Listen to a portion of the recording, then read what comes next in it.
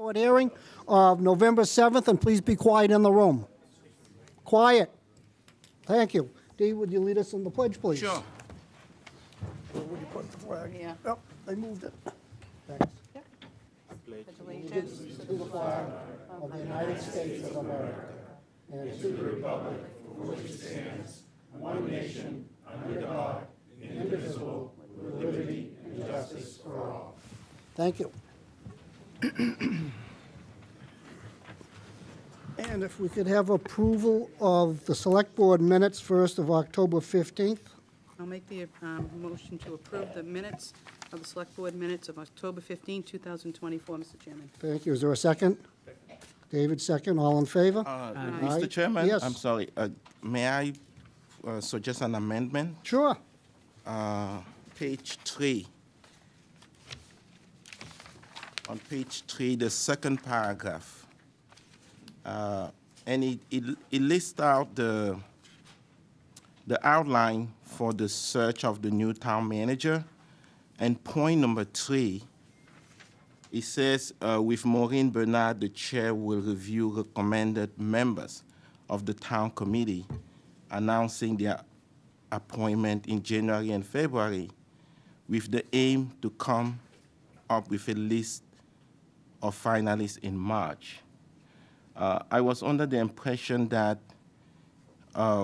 you will be reviewing the recommendation for the members of the town committee first, and then that town committee will review the applications. So does the rest of the board have a say into who serves in that? Because it's not clear to me that we do have a say into who serve in the town committee. Thank you, Dee. So the minutes are correct. That's as written, that's what I said. And we will bring forth a list of people for that committee when it's appropriate.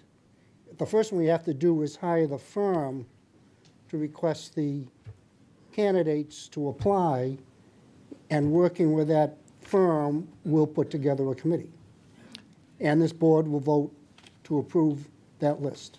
So the board will vote to approve the members of the committee? Correct. Okay, because it didn't seem clear to me. Okay, but the minutes are correct as written, Okay, okay? okay, thank you. We have a first and a second. Any other discussion? Hearing none, all in favor? Aye? Aye, thank you. And we have a motion on the executive session minutes of October 15th. Second. Any discussion? Hearing none, all in favor? Aye. Thank you. And last, October 22. Motion to accept. Thank you. Is there a second?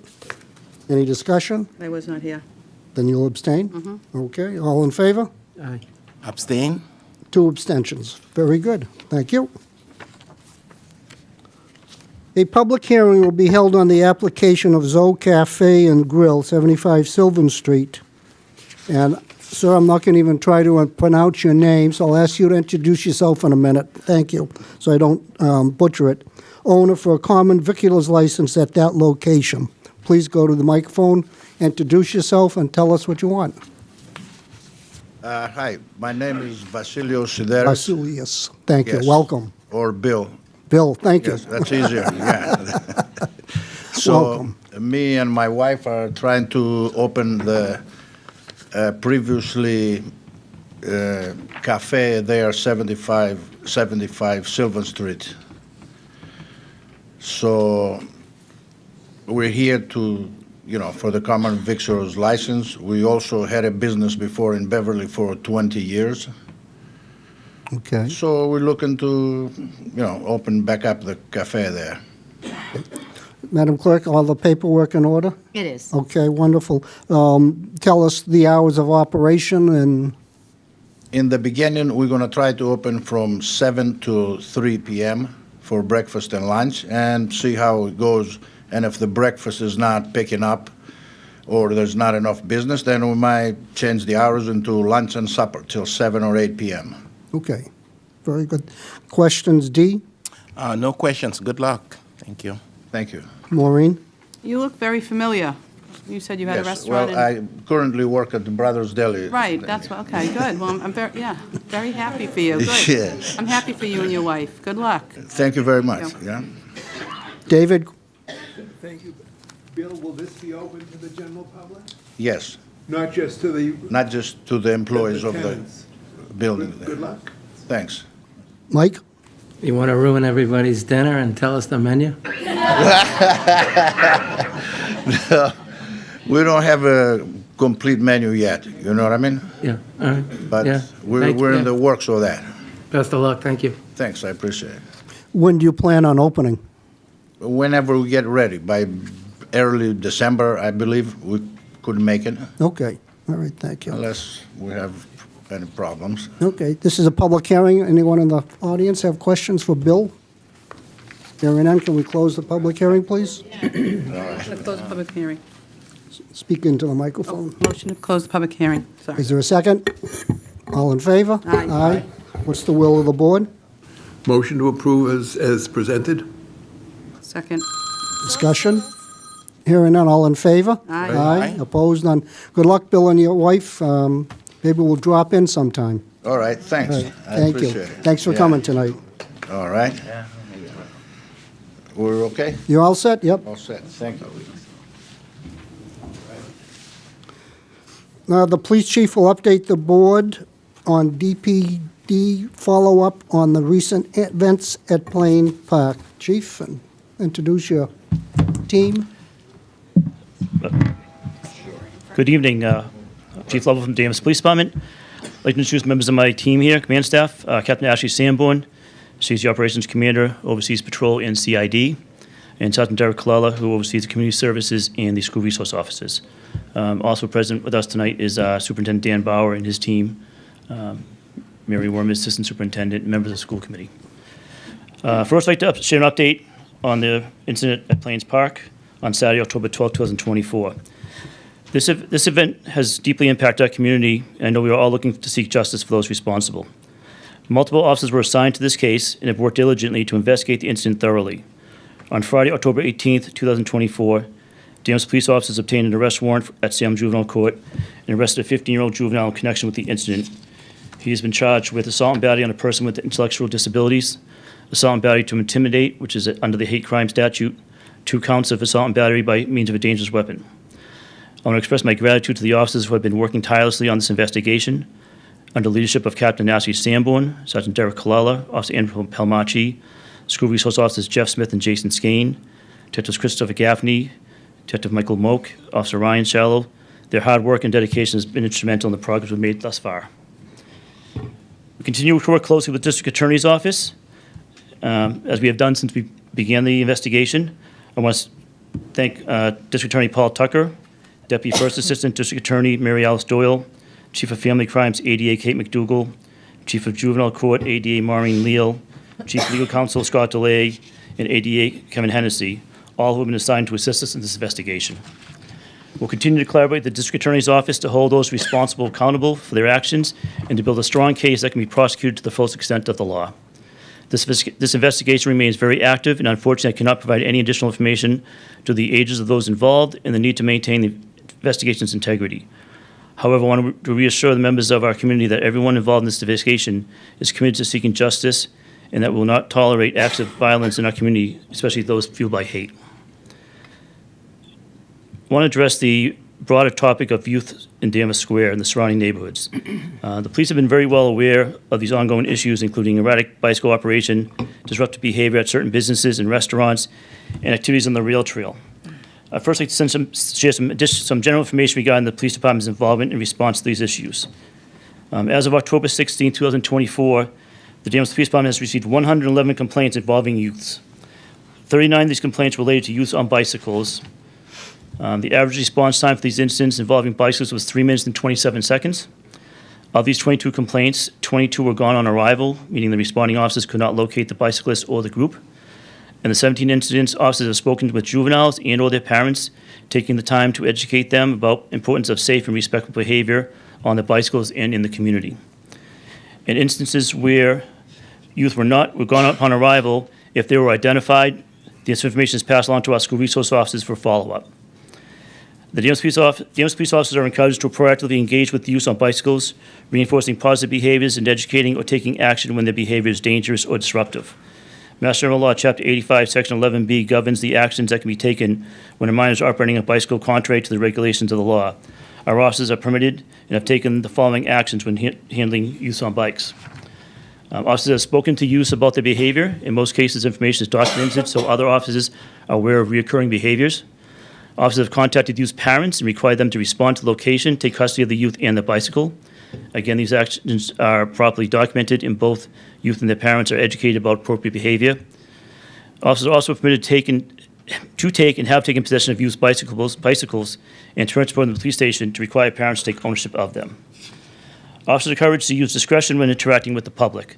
A youth's behavior, attitude during the interaction, and willingness to take responsibility can often dictate the officer's response. However, we also face challenges when dealing with youths. Reports of erratic behavior are often delayed, and the youth may be gone or difficult to identify when the officers arrive in the area. At times, juveniles do not stop for the police officers, making it dangerous for officers to pursue them on bicycles, which is prohibited for minor violations. We receive pushback from parents when we contacted about their children's behavior. In some cases, incidents are not reported to the police and instead posted on social media. In May of 2024, the Danvers Police Department partnered with Boston Children's Hospital to promote a reward system for children spotted wearing the helmets and other personal protective gear.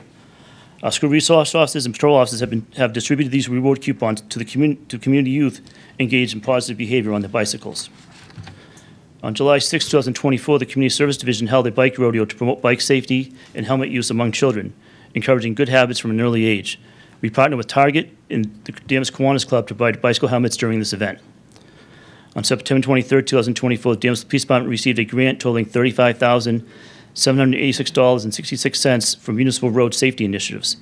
The funding allocated $13,680 for pedestrian and bike enforcement, $1,368 will be used for our annual bike rodeo, and $1,275 will be dedicated to purchasing bicycle helmets. Weather and call volume permitted, we have several bicycle officers trained to patrol the rail trail in downtown area. Unfortunately, due to staffing issues, we cannot assign someone to a full-time basis. Officers are also regularly assigned to be present at schools or in downtown at the start and end of the school day to interact with youths and monitor behavior.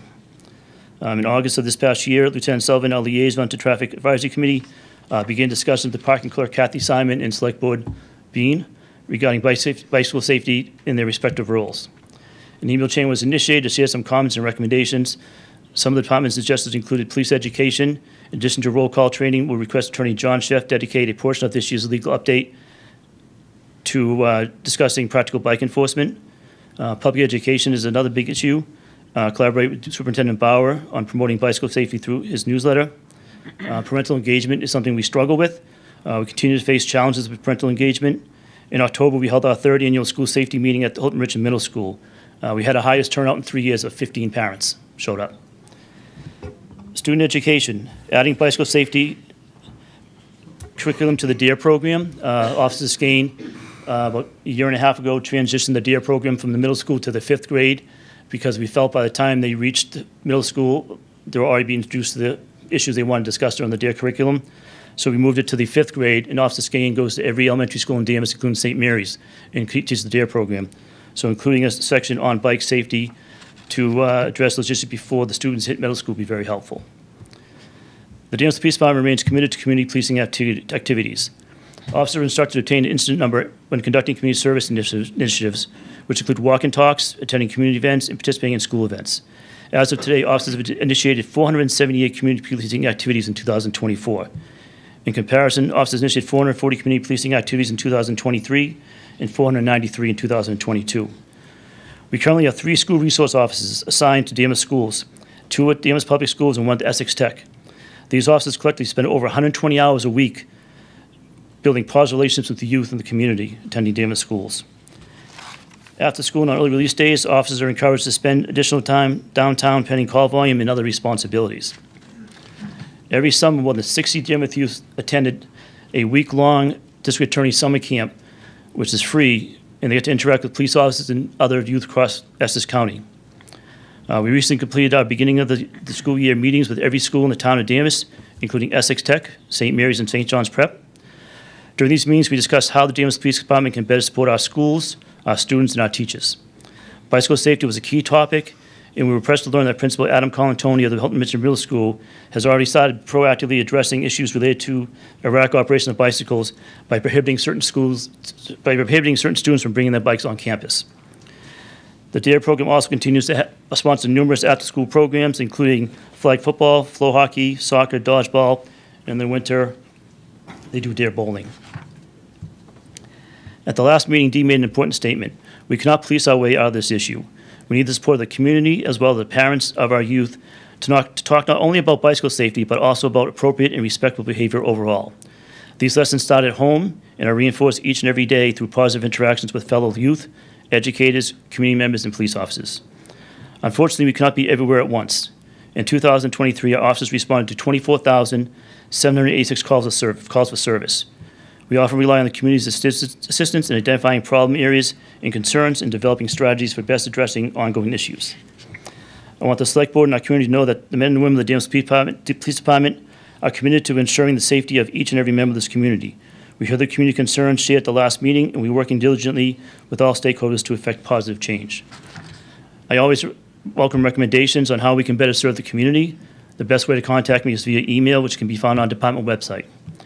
If you need to report an active or an ongoing incident, please contact the Danvers Police Department business line at 978-774-1212, or if it's an emergency, please call 911. We do not monitor community social media groups or our own social media page 24 hours a day, 7 days a week. If the board has any questions, I'd be more than happy to try to answer them for you. Thank you, Chief. David, any questions? Nothing. Thank you for an excellent presentation, Chief. Dee?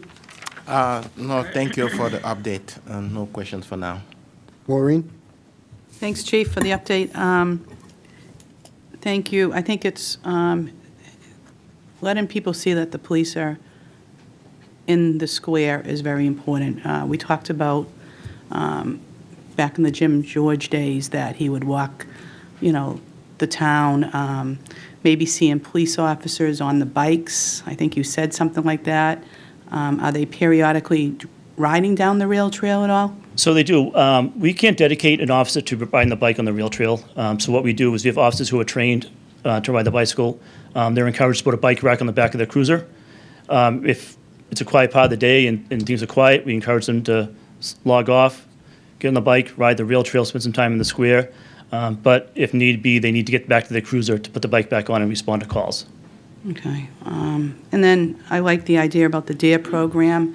You said Officer Skane starts at 5th grade. Yep, so traditionally it was in the 6th grade, but it was usually at the end of the school year, and we kind of saw that we were kind of missing that opportunity to kind of meet with the kids and discuss a lot of the issues they'll be seeing in middle school before they got there. They're already halfway through the middle school year, first year of the middle school. So we brought it back to the 5th grade, which was Officer Skane's idea, and it's been very successful. And again, a lot of the kids, when they get to the middle school, they have a friendly face. They spend 10, 12 weeks with Officer Skane in the classroom. They all become very comfortable with Officer Skane, and first day of school, they have a friendly face. So it's actually worked out very well for us. That's good. Yeah, I like the DARE program. I mean, the bowling events, things like that, the camps for the kids. Do you think it might be, kids seem to be growing up faster nowadays. Do you think it would be a suggestion maybe even before 5th grade? As they, because all kids ride bikes, right? That's what we did. Parents didn't give us rides. We rode our bikes everywhere. I like the Kiwanis that Dan and I are on with the bike helmets. We take part in that. That's important to show the kids at an earlier age maybe how safety, for the bikes, would be good, wearing their helmets. And I did I read an article about Topsfield, how they were rewarding the kids? So we did a program with Mass General Hospital this past summer as well. They reached out to us and they asked if we wanted to partner with them in this program. And of course, we were very eager to say, yes, we'd love to work with you people. And it was actually Sergeant Kalala who worked with the liaison from Boston Children's Hospital to coordinate that program. Good. And it's really nice. I think one of the most rewarding things that I see is when I'm walking my dog or just out walking in my neighborhood, when you see the police officers, and I always wave, and a lot of them do wave and smile. Some of them don't wave. We want, if we could, instill that with the police officers to, wave to the people. Don't make it afraid for the kids to come to a police officer, I think that would be good. And, maybe it's difficult, the parents, like you said, they don't want to admit to it. But if we start in Dan's school, in the young elementary schools, on the importance of respect, which I know Dan does a good job, and Mary and everybody, and safety. I have received, Dan will talk about the letters that we've received, but I was even in Home Depot the other day, and I believe that this has been going on for a while. This is a kid that lived in Peabody that said that he was being harassed a couple years ago, and when he complained, I guess, I asked him to send us an email, and I think I'm going to follow up with him so you can have his name. But he said that when he called the police, nobody did anything. And they said, let us know if it happens again. But that's what we don't want. We don't want any of this to happen again, to Ducky or anybody. So thank you for coming before us. And I just think more police presence, walking the beat, letting them see police. And as you mentioned, we try to work very hard with the schools, especially to kind of break down those barriers. We do a lot of programming with the school. We go to school, we do the high fives at the beginning of the day. Last day of school, we're out there doing high fives. We bought these big, goofy, 3-4 foot foam hands that we use so that parents will see us at school and go, well, it can't be too serious. The police has a blue foam hand on at the front of the building. We're trying to get past, so people aren't afraid when you see it at the schools. It's okay to see it at the schools. I had a whole list of community police activities that we do that I kind of left out of what I said. But most recently at Halloween, for the third year in a row, we go out and we get candy for every cruiser. We encourage the officers to do a pop-up trunk or treat in the community. We had one group at the Back Bay this past Halloween. One group at the high school. Officer Shallow was up around 114 area.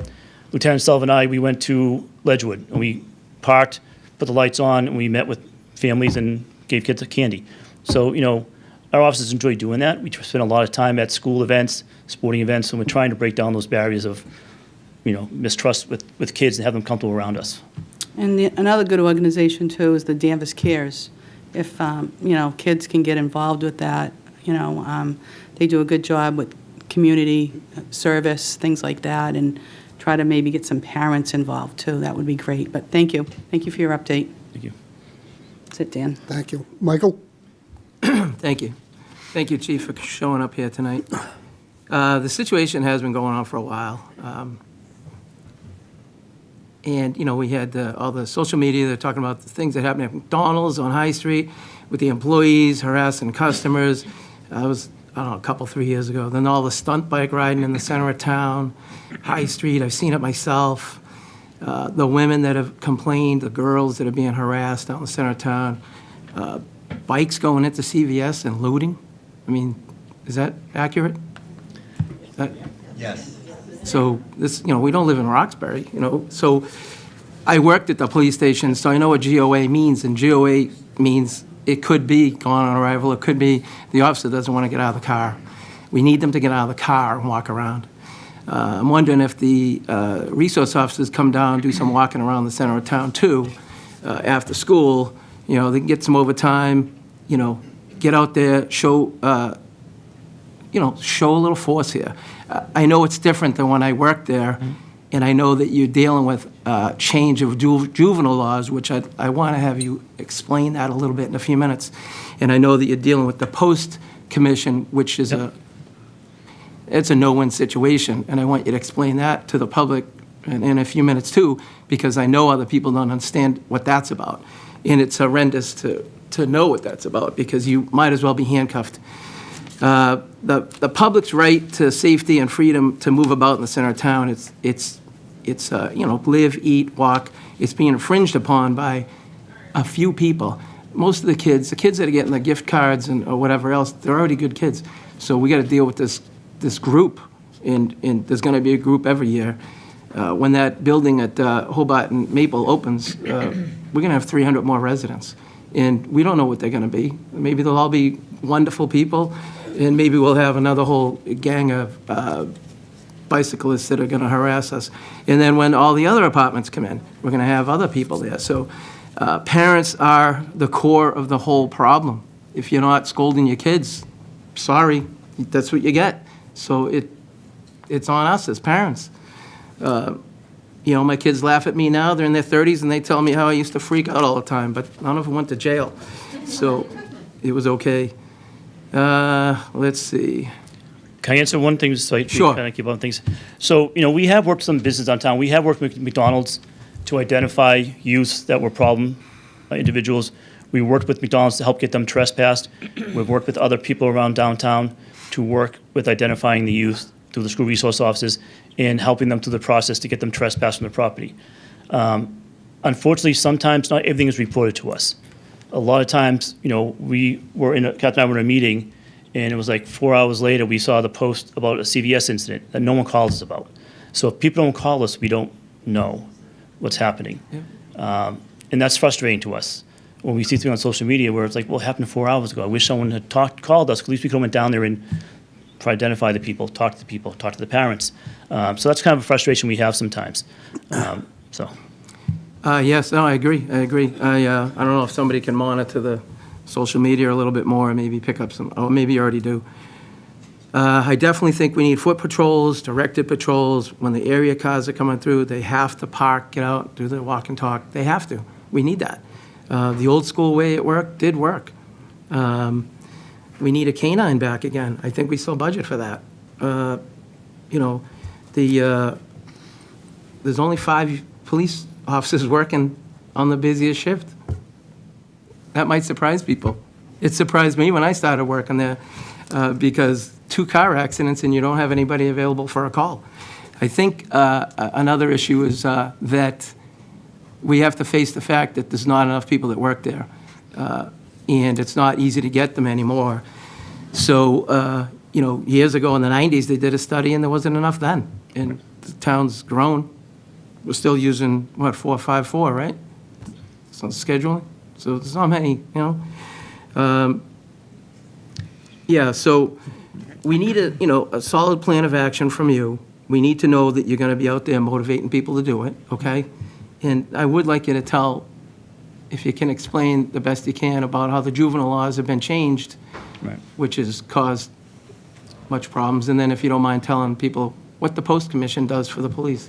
So 2018, there was a legislative bill to vote to amend the juvenile justice reform law. And essentially, that changed the age where you can no longer charge anyone between the ages of 7 and 12. So it's from 12 years old and on, you can criminally charge now. Earlier, we could charge, not that we would often, but you could.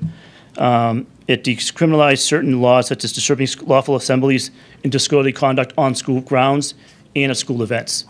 So the police can no longer make an arrest on school grounds for disturbing a lawful assembly, such as a school assembly, or for disorderly conduct. And again, this is also on any school event. So football games, plays, anything, any school-sponsored event, it's prohibited. And what's the age on that? I'm sorry, Chief. What is it? Up to 18. Up to 18? Up to 18. So it definitely made a lot of changes in that our ability to do things. And at the time, they basically said that they didn't want the police being involved as much as they were with juveniles. There's also a recent push right now through, it didn't go on the ballot this section, but they want to raise the juvenile age to 21. And myself, along with Essex County Chiefs, met with the state rep about that and talked about the impact that would have, especially on communities like Lynn and Revere and Lawrence, where they have a large group of 18 to 20-year-olds committing stabbings, shootings, doing really bad things. And to keep them in the juvenile system is probably not in the best interest of us. So that's kind of a quick overview of the Juvenile Justice Act. The Post Commission it's probably about almost 3 years old now. And, you know, there's some good things about Post, but there's also, from the officer's perspective, some concerning things about Post. You know, there's a lot more transparency. There's more accountability for training records and internal affair records, which is all positive. But it also circumvents some of the police projects now where people can directly file complaints with Post and stuff like that. So it does concern a lot of officers. So It seems to me that handcuffs a lot of police because they're afraid to get out and deal with confrontation and then have a complaint, and the next thing they're getting there. They have to get a license now to be a police officer? yes, made a 3-year certification, yes. And so how many complaints does it take before you don't have a job That's up to the Post Commission. Right, and it's a civilian-run commission Correct. with no police involved. Some retirement positions. Oh, there is? Retired officers are in that positions. So everybody's in a difficult situation, but it does start at home. But we do need the police to be outside. And as you mentioned, like, Presence. we really encourage the officers to be downtown after school in time, but from 2 to 4 is a busy time with accidents, shoplifters, domestics. We have a lot of mental health issues that we deal with in town. We have a lot of facilities in town. We have 2 very, very large rehab centers that provide lots of calls for service. So we're busy. Since the last meeting, we've had some significant incidents in Danvers. We've had 2 officers go out on injuries during the apprehension of individuals. We've had quite a few arrests. We've had some significant incidents in the past, even 3 weeks. We continue to see it. During COVID, we saw a dip. There was a huge dip in a lot of things, but we're starting to kind of come out of that dip, and we're getting busier. Yeah, I'm afraid it's going to get busier. So for the public, I think we have to go to our state lawmakers and tell them that we're not happy about some of these laws and some of the weights they're putting on top of the police. And for the police, we just need you to be out there, you know? So, thank you. Thank you. So, Chief, you'll be working with the town manager and the finance director, it's probably one and the same, over the next few months on your budget. Correct. Please look at where you need to increase staffing, how can you increase staffing, and come to us in March with a budget that you can justify extra people so that we have people downtown during your busy hours. I think that would be very paramount. If you don't have the staff, you can't do the job. Right. And so it's up to this board to approve a budget that's thoughtfully put together and brought to us. Thank you. Second request I have is I'd like you to come before us every 3 months with an update Sure. on what's going on, the number of calls you had. We used to get an update every year on the number of calls, accidents, anything that was pertained to police work. I don't think we've seen that for a while. But I would like to get a 3-month update for the next whatever. I'd be happy to. Thank you. So we'll see you in February. Sure. Actually, do you want to do January? We can do like a year in review. And That's then fine. From there, start 3 Yep, months? that would work. Thank you.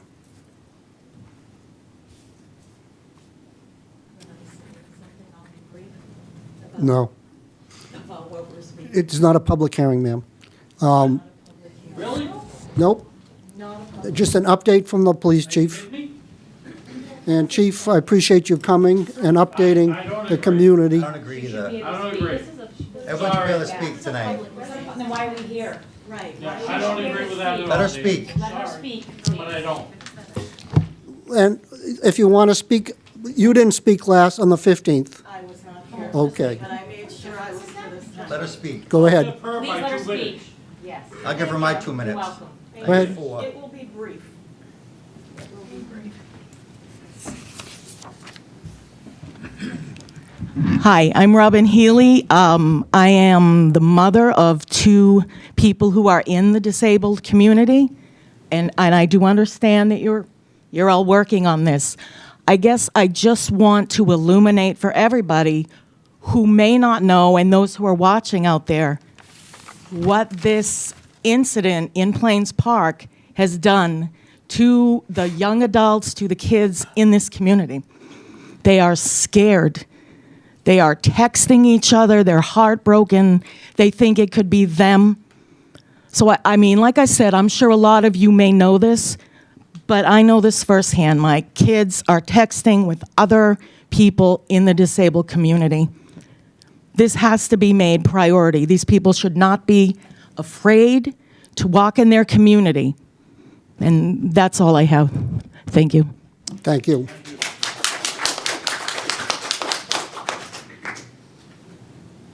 Chief, anything else you want to add?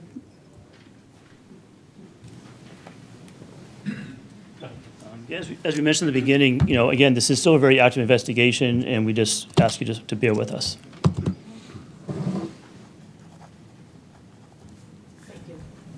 You're welcome. Okay. Dan, did you want to say anything, or just? I'm happy to come back and do a report. Yeah, very good, thank you. Thank you, your captain and sergeant, for coming.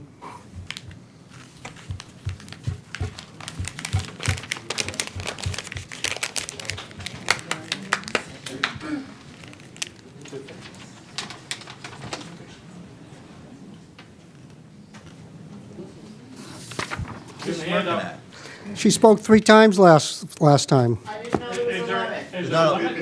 That was a month ago. Well, No, get up and speak. something new to offer? He has no authority. Forgive me for saying so. My name is Kathy. I'm from Precinct 1. But you should not be saying no. You should say something like it's improper or it's not called for at this time. You just don't say no. What I wanted to say was I appreciate the police department coming, explaining to us what is being done, making us a little more comfortable, and not treating us. When you say no like that, you spoke 3 times before, you make me feel less than. I have every right to speak. I just moved here. I pay good money in taxes, and I like everybody to get along. I think what the police are doing, it sounds to me like that department has their hands tied. They sound very understaffed. Thank you.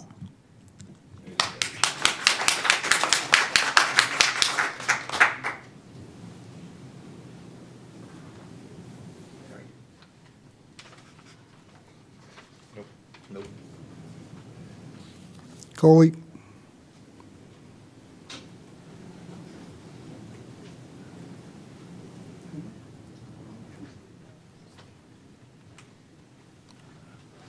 My name's Coley Rybicki. I'm a town meeting member from Precinct 5.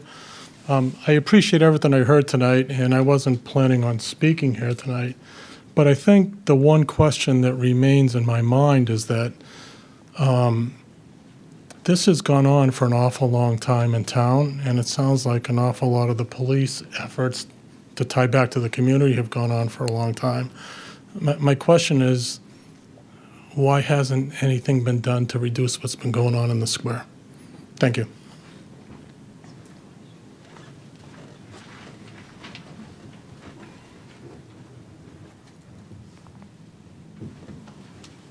Do you want people to speak now or during new business? Well, typically, you can speak to other new business, but if you want to speak now, go ahead. I had some stuff written up. I'm Lauren Steves, Hood Terrace, for the police, but they pretty much went over everything I was going to touch on and said what they plan on doing. So I guess we can just kind of wait and see from there.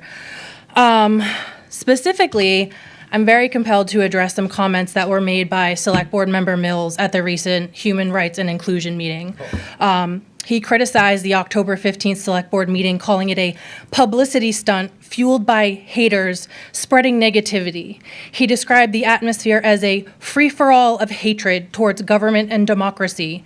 He mentioned that some citizens called for his resignation and indicated he might consider stepping down in 6 months, though he clarified it wouldn't be due to the rude, disgraceful, thoughtless citizens. It should be noted, no one called for his resignation that night. He suggested that a small group of people were responsible for the disruption, saying, if you wish to identify them, you can view the recording of the meeting. This statement suggests that it is possible to identify troublemakers based solely on appearances. To Select Board Member Mills, I want to clarify that I was one of the attendees who spoke at that meeting. Your portrayal of me as anti-government, anti-police could not be further from the truth. I spoke out of genuine concern for the citizens of this town. I didn't attend to spread hate, and I believe it's unfair to categorize many individuals, including myself, into a single narrative. As a member of the Human Rights and Inclusion Committee, I hoped you would have a more nuanced understanding of community voices and avoid broad assumptions and generalizations about those who spoke at the meeting. The statements you made are inconsistent with the principles of inclusion.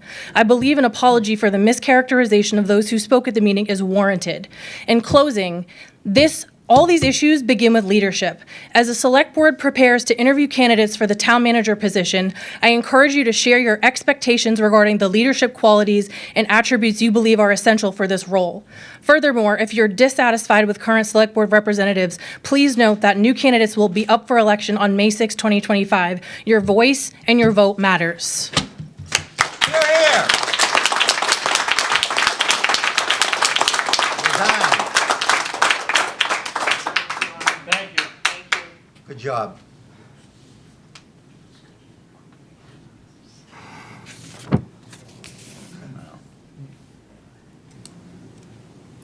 Yes?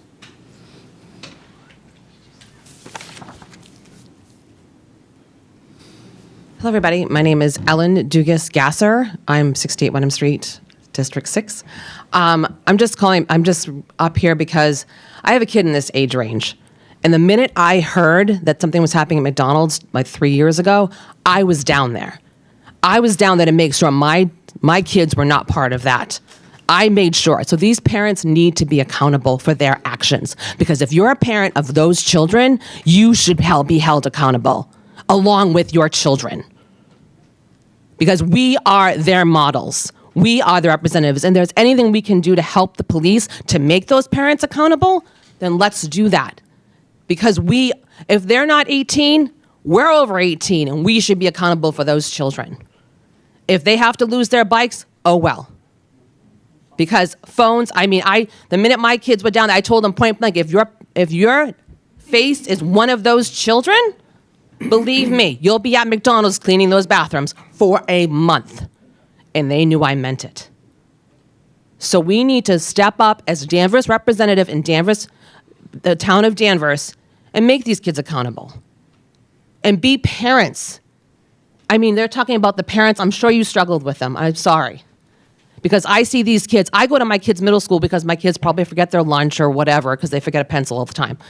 And I go down there, and there's kids riding their bikes at 11 o'clock. 11 o'clock in the morning. And I see them sometimes. It's the same kids I saw in the pictures. Why are they there? Why are they not held accountable, but my kids are in that school learning? Tell me that. So I think we need to definitely have more representatives and get that budget up to at least get one specific person to take care of this situation, for sure, and vote on that. Thank you.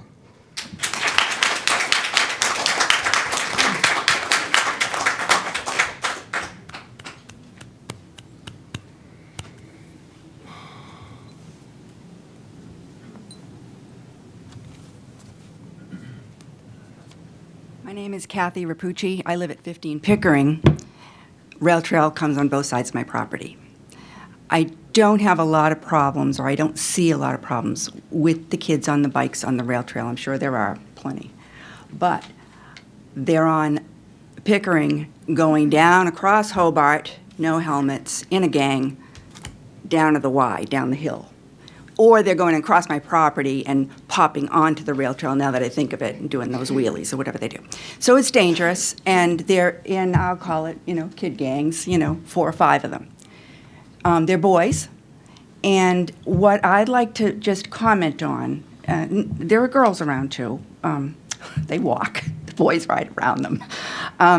But what I'd like to, what I see, what I observe is that they, you guys all know this. You got to be cool, right? So they're going to do the wheelies. They're going to ride their bikes around the girls. They're going to say all swear words. They ride in the street like this. Nothing new. All the same stuff. More and more and more. Every year it's more. One year it was they were taking the people's office chairs and pushing themselves down the hill. And you guys came right away. I think you missed half of them. But, of course, they tipped over in the chair. No helmets, so they're all, at risk. Plus, they're going across Hobart. And I don't remember if we even had the stop sign there, because it was a couple of years ago. But anyway, it was bring the chair back to the people's driveway where they were trying to get rid of it at the end of their driveway. That's what they got. I hope it's more than that now. So my only question here, and not to focus on the negative, because it sounds like so much positive goes on, but when you're in those student educational meetings that you were talking about, are these kids, and these kids are between 10 and 12. They're not too much older than that, and they're not little kids. So they're kids feeling their oats. Is it made real clear to those kids that they will have their bicycle taken away, and their parents will be called and made accountable? It's in a loud way, not in a negative way, but we're going from between what you were saying might be, getting the police officers on the street, on foot, whatever it takes, and the other end of it of being positive. This is something that I think young boys might relate to a little bit more, and I don't mean to point out the boys. I don't mean to insult anybody. I've had a couple. It's just yesterday, I think it was yesterday, might have been the day before, there were boys, they were circling around this girl, and they harassed this young girl. And I think she knew them. I watched them for a while, just in case, et cetera. And she finally turned around and went the other way, back down towards the Y. She wasn't going that way to start with, but that's the way she decided to go, maybe because she knew her friends were still there. I don't know. But anyway, so that's my question is, what's important to kids of this age? Is this the age that you have the most call, about? I don't know. You don't have to answer. I just wanted to put it out there before you left. It's a tough spot on my corner.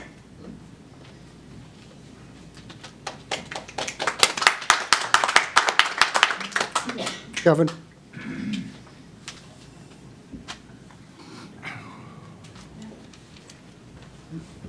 So, Mr. Chairman, I just wanted to address your comments about the police budget, and that formulation is going to happen over the next months. I agree with you. It sounds to me like, especially for the busiest shifts of the day, we need more officers on the street. And I think the word thoughtful was appropriate. And I'd just like to urge the chief and Mr. Conley, as you prepare that budget, I've been up here before and talked about how we're paying twice for police dispatch. We're paying for it once through our state taxes and the fees that are tacked onto our cell phones.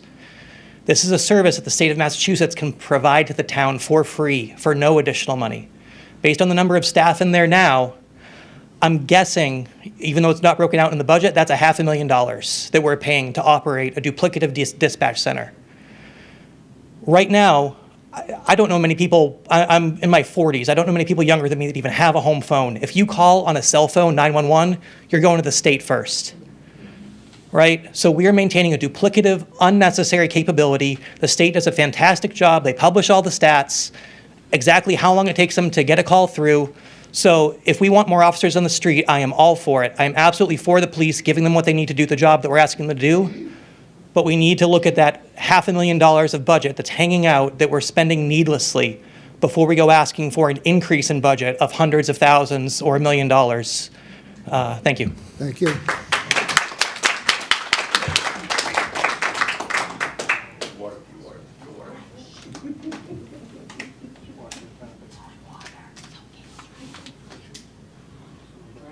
Yes, ma'am. I'm looking around for volunteers. Hi, I'm Sandy Kay, and I'm Precinct 7. And maybe I'm the only one who feels this way, but I feel like justice has not been served yet for Ducky. It happened several weeks ago. We've heard from his mother. I've seen interviews where he was held down, where he was kicked and ribs were broken, that his neck was scratched, and that the assault that's on him for the weapon is the shoes, as I understand it, of the attacker. So this is all we know. We know that one person has been arrested, but we know there were 3 others. Somebody had to hold him down. What happens? Why are we not that I have to know names, but it would be reassuring to know something other than we're working on it. And it's not, I know it's not your fault, but I feel like we need more, because this could happen again. And if it's not if Ducky is not given justice, it is going to happen again because there's no deterrent. If this one kid who was arrested is on the TikTok. yes, Dancing. with his little monitor on, doing his dancing for all the world to see, having a good time at home. At home. So when can we expect some word from the police department or from the state attorney general? 3 people have been arrested, 4 people have been arrested. They will not be going to court. They haven't been arraigned. They're probably going to get off on it. What is that? LFO or whatever, So when are we ever going to have some solid evidence that these 4 people were arrested, were arraigned, and whether they are on probation or parole or whatever they are, maybe they will never be arraigned, but they need to be. And I can't access anything in the courts for a juvenile, but I can do the daily list. And I can do the daily list for Salem, and I do that every day. And I have found things on one of their mothers who 10 days before he did this, she filed and had her address changed. So there are things you can find out that are public. So we are getting this information, and we can get it legally. So it's impossible for you to just hide it all and say we're working on it, because we all want to know what's going to happen. I think we're running out of patience. That's all I'm saying. I think we need to have a definite answer as to what happened to these 4 people who were involved in this attack.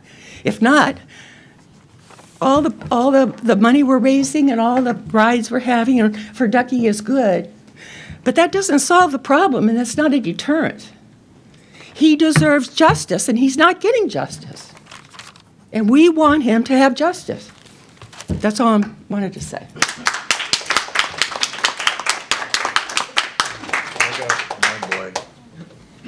Just a quick question for the chief, and maybe he already said it, but maybe he can reiterate. Goes to the DA. So who's the DA that's in charge of this case so that we can put pressure on the DA to actually pursue this charge and try to hold the people accountable? Because accountability is what this is all about, Mr. Mills. Last month, I held the accountability for the mayor. You didn't like that, but it's about accountability, and that's what we're looking for here. So if the chief can tell us what the DA, who the DA is that's taken this case, then we can hold them accountable, and we put pressure on them to pursue the charge. Because they put the charge in, the DA pursues it. So if the chief can tell us that. Can you respond, Chief?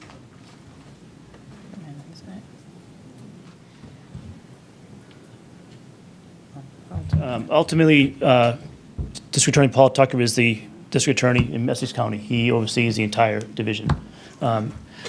I understand your frustration, and as I mentioned, it is a very active investigation. And as soon as we release information, our first phone call is to the victim's mother. We made that agreement with her from the beginning that we would notify her first of anything before it went out publicly. And the second will be a public release of information that will make sure is posted social media. I'll send it directly to Mr. Conley to the select board. And as soon as we have the information, we'll release it. But again, there's a process, and we're working very hardly right now to work through that process, and we're doing the best we can right now. Thank you. Anyone else? I got a question. John Reed, Locust Street, Danvers. The last meeting we were here, the town manager said that the police was at full staff. Do you remember that? And now they're saying that they're not. So who's telling the truth here? Well, it's a matter of, the chief said he just had 2 folks go out on injuries recently. So that's impacted them the last 2 weeks. So we need more police. Do you agree with that? No, what are you saying no to that? And then the last is another good, this is a great one. So the last meeting, you said it starts at home. Do you agree with that? You don't, do you? It You say- it certainly does? does. It certainly does It start starts at home, yes. Yes, it does. My kids are two very successful. They've never been arrested for beating up a disabled child or kicking a dog like your son has. That's a fucking disgrace. Pardon my French. But it's free speech, I'll say what I want. That's a disgrace. And if you want to get some money for the police, get rid of DEI, strip DEI out of here. Too many salaries, and this is a representative right here, this guy, he made this town look like a joke last time, this Paul. Don't be insulting people. That's why I wore my shirt today, for this Don't be clown. insulting people. I can speak, I can say whatever I want. Don't insult Freedom of people. speech. I can't? No, you can't. Okay. No, Before I leave, I asked for your resignation and Mill's resignation. And I also would love the blue line flag on the back of the fire crews again. I'd love to see that. Thank you. Paul,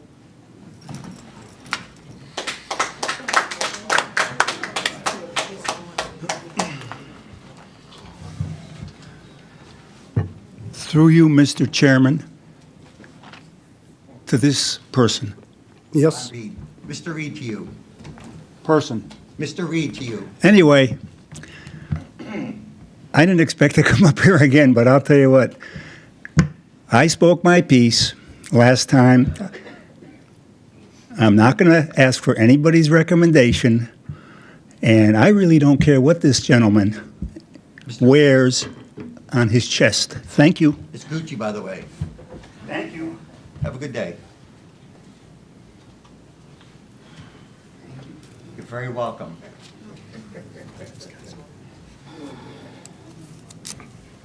My name is Amy Velasquez. I grew up in this town. I live on Holton Street.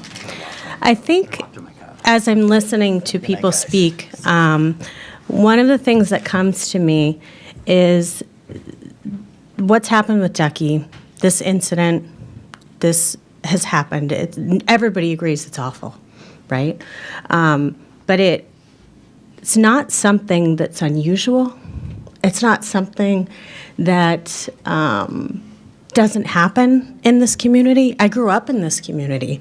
The bullying, the systemic cultural issues have come back to when I was young in the 80s.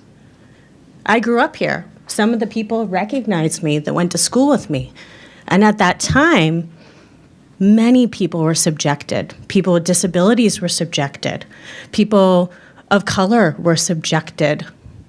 People that were different were subjected. This is a systemic issue. Yes, it starts at home, but we are a community. And the culture here in town is not healthy, and it's not safe. It's not a place where people can thrive.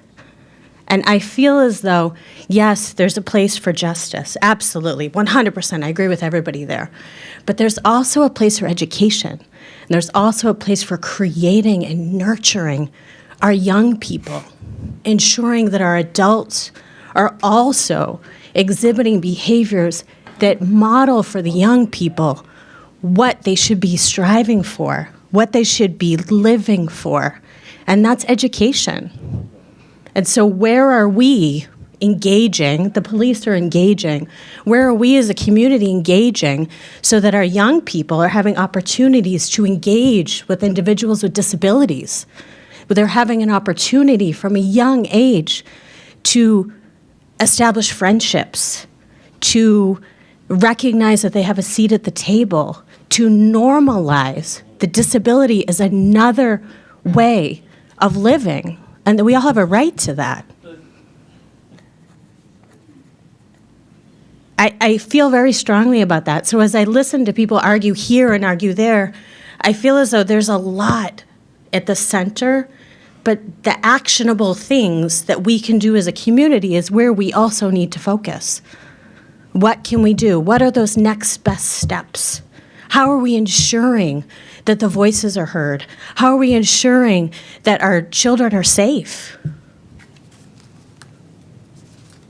I'm ready to do the work. I don't know who's ready to join me. Thank you.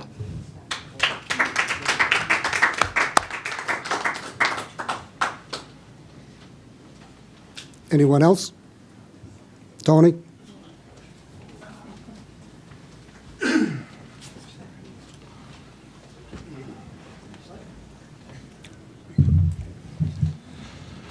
Tony Betancourt, 15 Thorpe Circle, Town Meeting Member, Precinct 5. The only question I have, growing up as a kid, we always used to ride bikes on the sidewalk, you know, and we just jump over.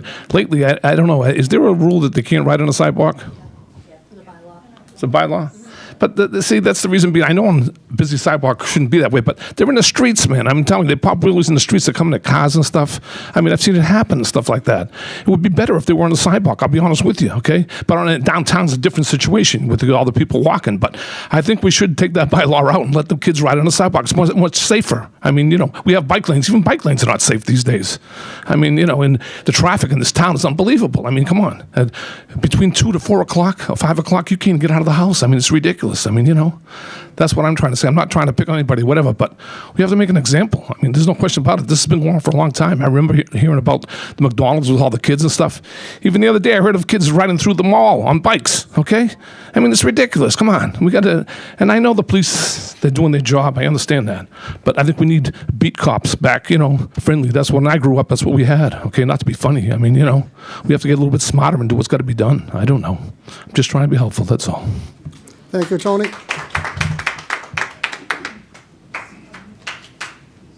Anyone else? Right here, Dan. Yep, I saw it, thanks. Okay. I can still see out of the side of my eyes. Not forwards, but out of the sides. How you catch me? Yeah. Hi, my name is Susan Humerian, and I live on Brookside Ave. I've only been to a couple of these meetings, but I'm learning a lot. And I learned a lot from the police chief. Thank you for sharing all that. And clearly, it seems like you guys are very busy and stressed. My street, my neighborhood runs parallel to 62, and I hear sirens all the time, and I've seen or heard an increase. And I don't know if that's a result of all the new bodies, and there's going to be more. I guess what I want to say, dovetailing off of what you said, ma'am, I love this community. I've been here 30 years. I raised my kids here. I've seen, when I moved in, there was angled parking on the main street, so I loved that. So I've seen a lot of change, and that's part of life. And this is a side note, but it speaks to it. Looking at the election, 8,500 people in Danvers voted for Harris Walz. 7,000 voted for Trump Vance. We're in this together, whether we agree or not, right? And all the vitriol and some of the things you guys say is just disturbing. If we can't come together as adults in this community and be civil to each other, then what are we modeling for the children? It's disgusting. And I've heard some stuff from the board that's been disturbing and some from in the ranks. But we have to be better than this. I was in CVS today at the prime hours, and 2 of those boys, I know the crew. They were in there swearing like longshoremen, and they were throwing stuff around, and they were spraying spray, and it's like, enough already. It is at home. Maybe the parents need to be accountable in some way. Citations, something. Do something. Because if you don't, that deterrent thing is real. And I know most of us, the parents that don't care aren't here, right? And you can't change them, but you can hold them accountable in some way, I would guess. I don't know enough about the law if they can have a citation, but let's get a little bit tougher because we shouldn't allow this behavior in the town. It's just wrong. And it's going to get worse because there's going to be more bodies. So do we have the guts to come together from either side and decide that we love this town like we do and stand up together and do something about it? It's just, and the 2 meetings I've been at, some of the things that have been said by some of the gentlemen, or they're not really gentlemen, I just don't understand. And some of them are still in this room. So at the end of the day, can we decide that we're not going to tolerate this behavior? There are bad apples. There are. You know, we want to love and be compassionate of children, but when a kid steps out of line and past a boundary, if you don't correct that behavior, they're going to keep going that way. So we have to do something about that. I don't know what that is, but I'm ready to jump in too. I think the police, you guys, you're doing everything you can. You're doing DARE, you're meeting with everybody, but what can we do to hold parents accountable and really, again, if it's citations, if it's confiscating bikes, whatever it is, there has to be accountability before those kids get to the point. Because someone that can lead off in what I think is kidnapping and take this guy into the woods and then assault him and break his ribs, that kid's on a path for something way worse. So as a community, do we love him enough, if his mom's not going to do it, to do something to him? Make it hurt a little bit. I don't know how, but I'm open to anything, and I just want us to come together, and the vitriol and the immature and the rolling of the eyes and that stuff has to stop. It's just got to stop. I love this town. I hope we can find a way, and I want to get involved. I don't know how we can do it, but I also want to know, how can parents, if these hoodlums don't stop, they're going down a path that's going to get worse. And I don't ever want to hear of a disabled person in this town. It's unacceptable to be let off and assaulted and injured. That's disgusting. I don't care if it always happens over the course of time. It shouldn't happen here. I care about my town, and it shouldn't happen in Danvers. That's why I moved here. Thank you. Thank you.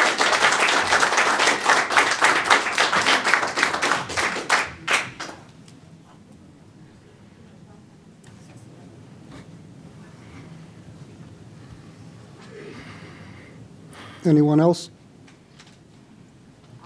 Thank you. Sandy Francischini, Precinct 6.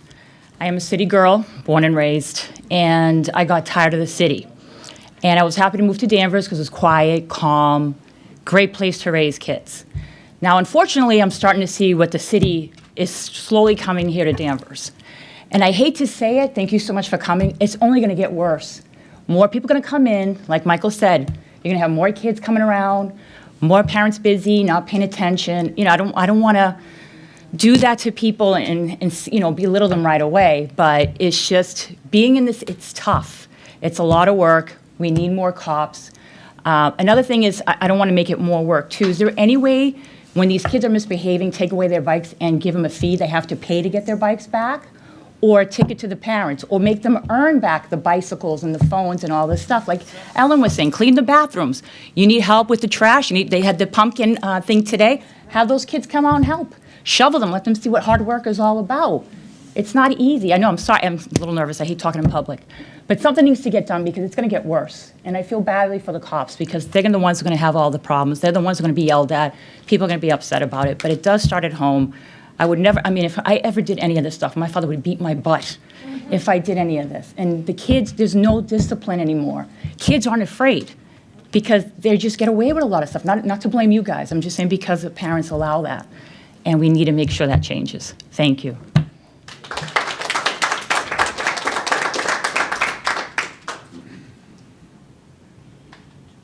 Anyone else? Can I say something, Dan? You may say something. Is it okay? Yep. I wanted to say something. I don't know if the chief can say it, so I can. Fully staffed doesn't mean fully staffed. It means the minimum amount of people that we're going to have working there. And I'm not trying to be pro anything and blow up the budget, but fully staffed doesn't mean fully staffed. It means there's enough people to cover the shifts. Like I said, 2 car accidents and the whole shift can be tied up. This lady over here, you made an excellent point. How do we teach the youth?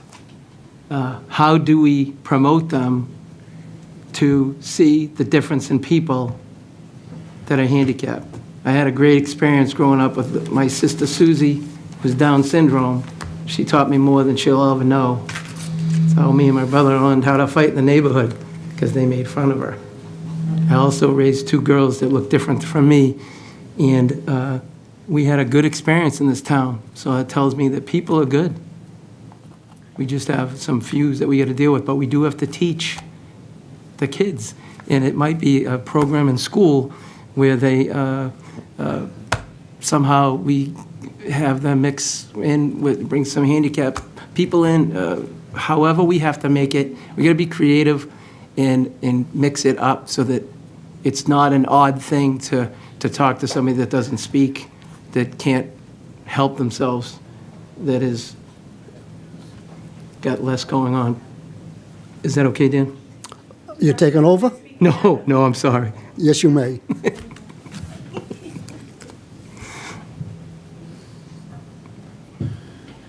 There are a lot of natural opportunities in our community where we could be empowering our youth There are a lot of natural opportunities. We have, I feel like in the elementary schools, we do a really nice job in an inclusive environment.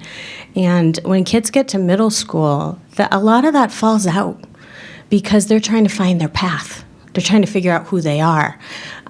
We do have a Best Buddies program at the high school, but it's a small Best Buddies program. It's not thriving the way some of our programs are across the state, and really so much more could be done. You could bring that program down to the middle school.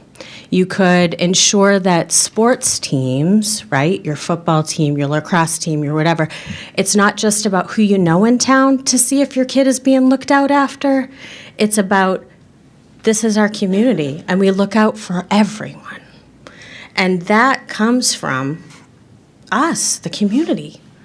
That comes from us saying it's not okay to do this, and not just because the police are going to come after you, but because it's not right. That's not a community value. That's not what the adults model. That's not the place that we're creating for our children. That's not it. My son has a disability, and he was, we've raised him in this town, and he had a really great experience until he got to middle school. And then it was really bad.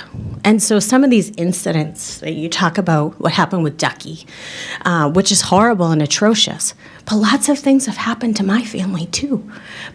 But no one looked out for us. No one was saying, hey, what is this? And some of that is privacy, because I'm here talking in a public forum, but there are things that are not for public consumption, right?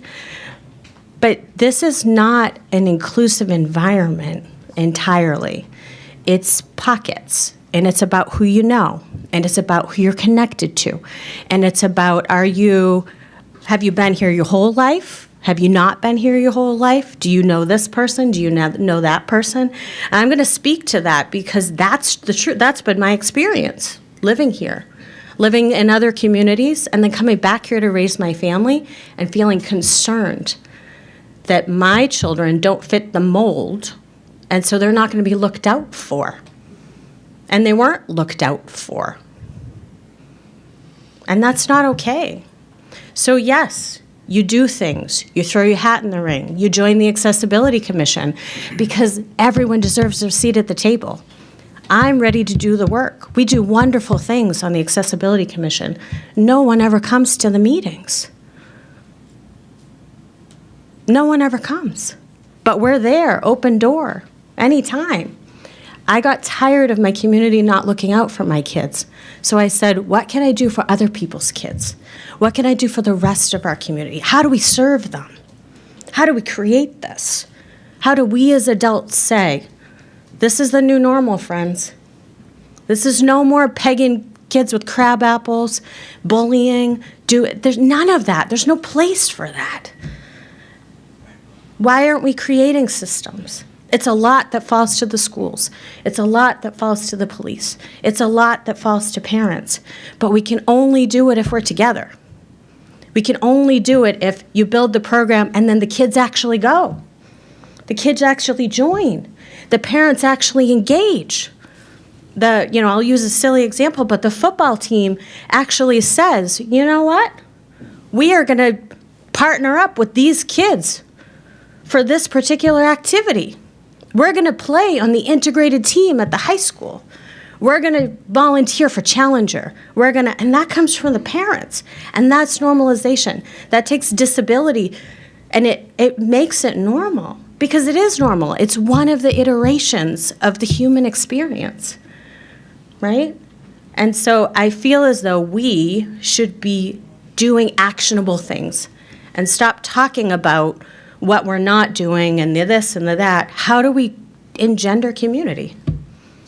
And I wasn't planning to speak. I actually spoke with Dee earlier today because I feel very concerned about this community for so many reasons. And I said, I'm afraid to bring my voice because of the pushback. Because of, if you don't know this one or you don't know that one, or this one's really loud and that one's disrespectful, that you're going to be targeted. And I don't feel that's okay in our community. There's no place for that. Yet people keep nurturing the vitriol instead of doing the work and taking the action and moving forward. So I'm ready to pick it up. So whoever's ready to pick it up, let's do it. Let's not just talk about it. Let's do it. This is grassroots. The Accessibility Commission, it is a wonderful thing. We have meetings now my brain's like every fourth Thursday of the month. We won't be meeting, I don't think, in November, but we'll meet again kind of off in December because of the holidays, a little bit funny. But we welcome anybody to come join, be part of this. Talk about, we do living room and partner the living room conversations. We talked about disability. What is disability? We partnered with the Heathmere Center. What is accessibility? We have another living room conversations coming up at the Peabody Institute on November 20th. Right? I think it's 6 or 6:30 in the evening. I thought after this incident that happened with Ducky, that our last living room conversations where we talked about what is accessibility, that there would be people there. And the Accessibility Commission members that go as not part of the commission, but like as citizens were there. And, some of our representatives in the community were there, but the citizens weren't there, and I was so surprised. Because there was such an uproar for what can we do, and this is not okay. But when it came down to doing the work, no one showed up to talk about what accessibility is. It's having a meaningful seat at the table for whatever your intersectionality is, whatever your social identity is. It's having a seat at the table. That's accessibility.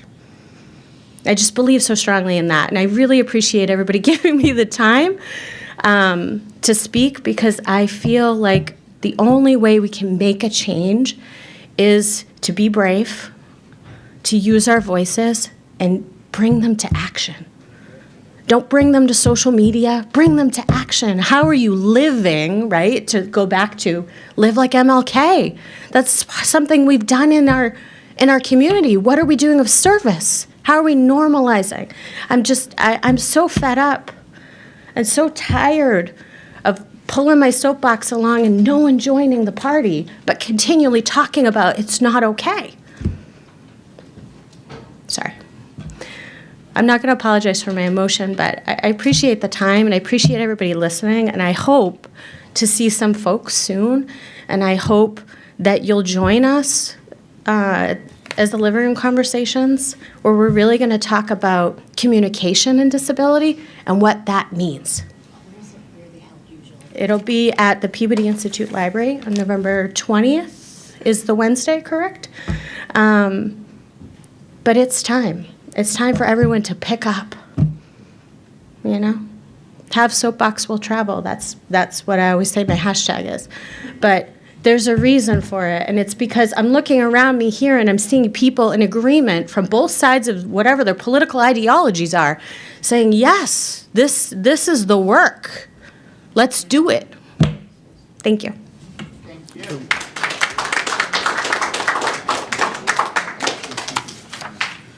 Gabe? Had no intention of speaking. Gabe Lopes. Third person to say that. I know, right? Can you imagine? Gabe Lopes, I'm actually a member of the school committee. I'm the school committee chair. I lived in this town for about 10 years. I'm not speaking on behalf of the school committee. I'm speaking as a parent, speaking as a member of the community. I have two children, 7 and 10 years old. Obviously, I just want to come up here and say, I watched the last meeting, so I thought I had to come and see it live. It was definitely worth the price of a ticket. What I want to say is, there's so many different people in this community, different backgrounds, different experiences, regardless of color, origin, religion, or whatever.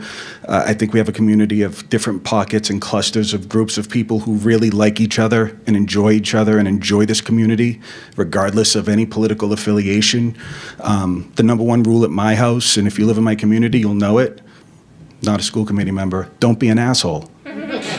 At the basis of it, I don't think there's anyone that disagrees what happened to Ducky was incredibly awful and unacceptable and should never be tolerated. I don't care if it's Roxbury or Danvers, it doesn't matter. There's no place on this planet for that kind of treatment, and there's no hell hot enough for the person who did this or the people that did this. I don't care if they're 10 or 20. So just a fact. But I don't want what people are seeing on closed circuit TV or what they're going to read for that to be a reflection of Danvers. This is the behavior in here, the language in here, the tone. I mean, when we all walk out of here, we're still a part of this community. We're all still members of this community. Like I said, I've been here for 10 years. There are people I like and people I don't like. It doesn't matter. But you know what? We're cordial. And a lot of things are said on social media that people will never say to anyone's face. So, take all the vitriol, take all this stuff out of social media, come together, work together. I've been, some of you people have lived here for a pretty long time. I've been in the town for 10 years. I'm on the school committee. I was a liaison on the Human Rights and Inclusion Committee. I'm here speaking. I haven't lived here that long, but I've leaned in. I said, screw it. I'm not going to tolerate that type of behavior. I just can't. It's just not part of my character. And I think there's a lot of people here who don't want to tolerate that. So, if you're an asshole, arrest them, please, as fast as you can. Get them out of town. Parents, just be brutally honest and tough with the kids.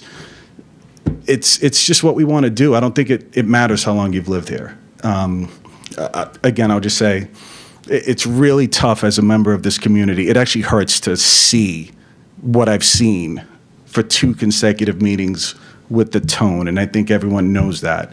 But I also know that it's not the majority of anyone's experience in this town. Go downtown, get yourself a sandwich, have a coffee, go for a walk, go for a nice jog on the rail trail. It's a wonderful town. It's a wonderful community.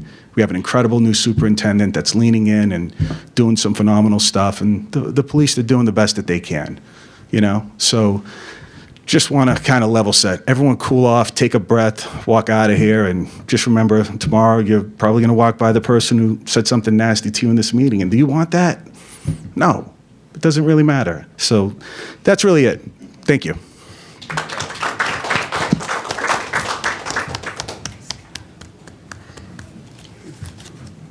Anyone else? Tom?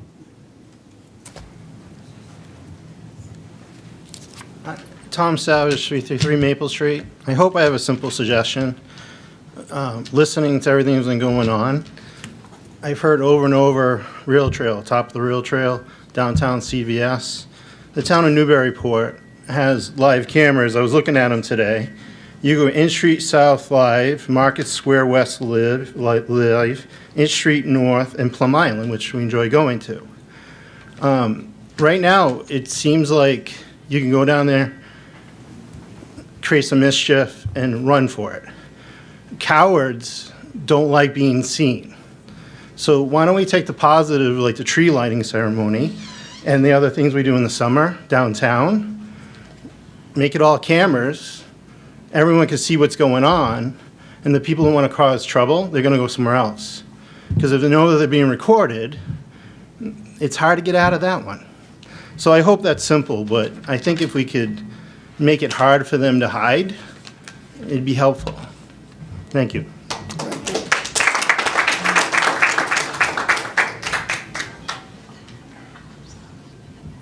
Anyone else? Thank you all for your thoughts and your ideas, the positive ones especially. Everybody is upset, rightly so. Let the police do their job. I heard a lot tonight about from the police what they do. We're all focused on what they haven't accomplished. So we'll leave it up to them to, I won't say do a better job, but again, let's have more than adequate staffing going forwards. Thank you. Okay. Well, it was never a public hearing, so you're free to go, or stay as you wish.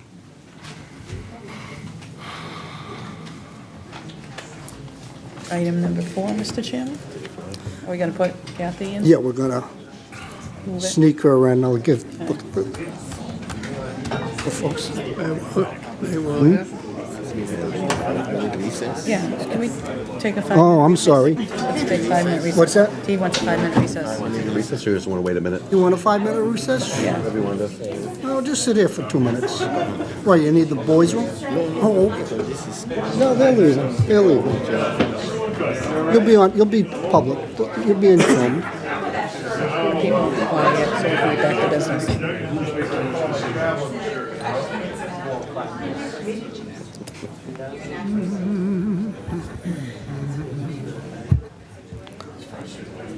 Tom, I asked for lights down in the square when they redo it. I got a neutral response. Not light cameras I asked for, I'm sorry. Yeah, we want the cameras. We asked for cameras. I got a neutral response. Let's put that in the budget. Thanks for bringing it up. Good night. All right, we're going to hear from town clerk on the election of last Tuesday. Thank you. I just wanted to take a minute to go over just some basic numbers and a little bit of information. So we had, at the Tuesday election, we had 16,485 ballots cast, of which 9,247 were either vote by mail or early in-person voting. So people who voted in person and came to the polls was 7,238. So it was a 71% turnout for the election, which is a good number. And I wanted to just take the time to thank some people that worked really hard on the election, because it's not my election, it's the town's election, and it's a team effort. So the staff in the clerk's office, we had a lot of help from the tax office people, retirement office helped us, the school department, the registrar of voters, the poll workers who work and are dedicated to the process. We really appreciate them for all their hard work. The DPW for buildings and inside building and outside street department, the police, the fire, the IT department. One of the things that my predecessor started, and I have continued, is before every election, and it doesn't matter how big the election is or how small the election is, we have a department meeting where we bring all of those folks together, and we talk about the differences between the different elections. You know, a smaller election, we might not have to sit up as large, but everybody has a seat at the table. And everybody knows their role and performs their role and does a great job at it. So I just wanted to thank all of those folks, and I apologize if I missed anyone, but it's a true team effort. So thank you. I can answer any questions if the board has any. Any questions for the clerk? No, I think the clerk did a very good job. I mean, I went probably during the peak time, like 5:30. It was big, a lot of lines, but you got them right in, right out. The poll workers did great. Yep. Everybody, like you said, a team effort. It's very steady. It was a very steady day. Yeah, no, thank you for what everybody did. It was great. Thank you. Thank you. Mike, anything? Yeah, no, thank you. You did an excellent job, all of everybody that kicked in there. And I had asked you earlier if we had more voters than usual, and we actually had less. We had less than we had in 2020, not by a lot. I mean, when I did the numbers, it was really only 577 less voters for 2024 than we had in 2022. So it was close. Yeah. The numbers were close. Thank you. Anything, David? Great job, Kathy. All right, thank you. Thank you.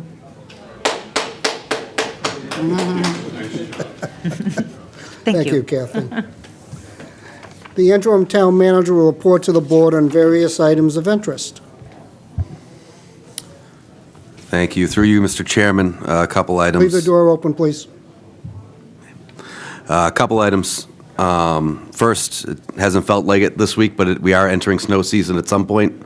I'll take as many 70-degree days as we can, but we will enter some snow season coming up.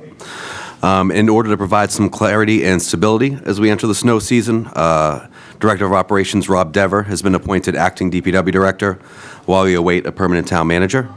Rob's very familiar with the snow operations. He's done it here in Danvers for a couple of years and in the previous communities he was in.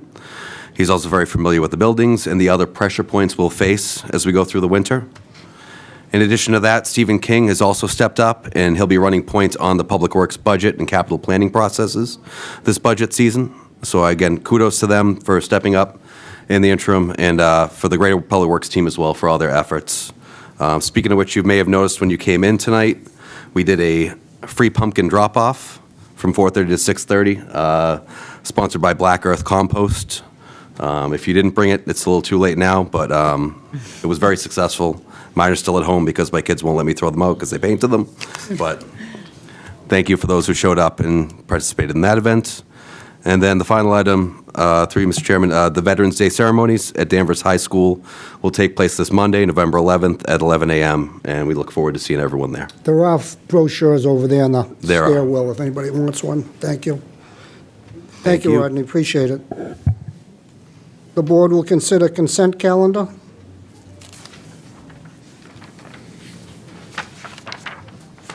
You need a motion, Mr. Chairman? We do. Move that it be approved? Thank you. Is there a second? Second. Any discussion? Hearing none, all in favor? Aye. Opposed? None. Thank you. Anyone here in the audience with new public business? Sir?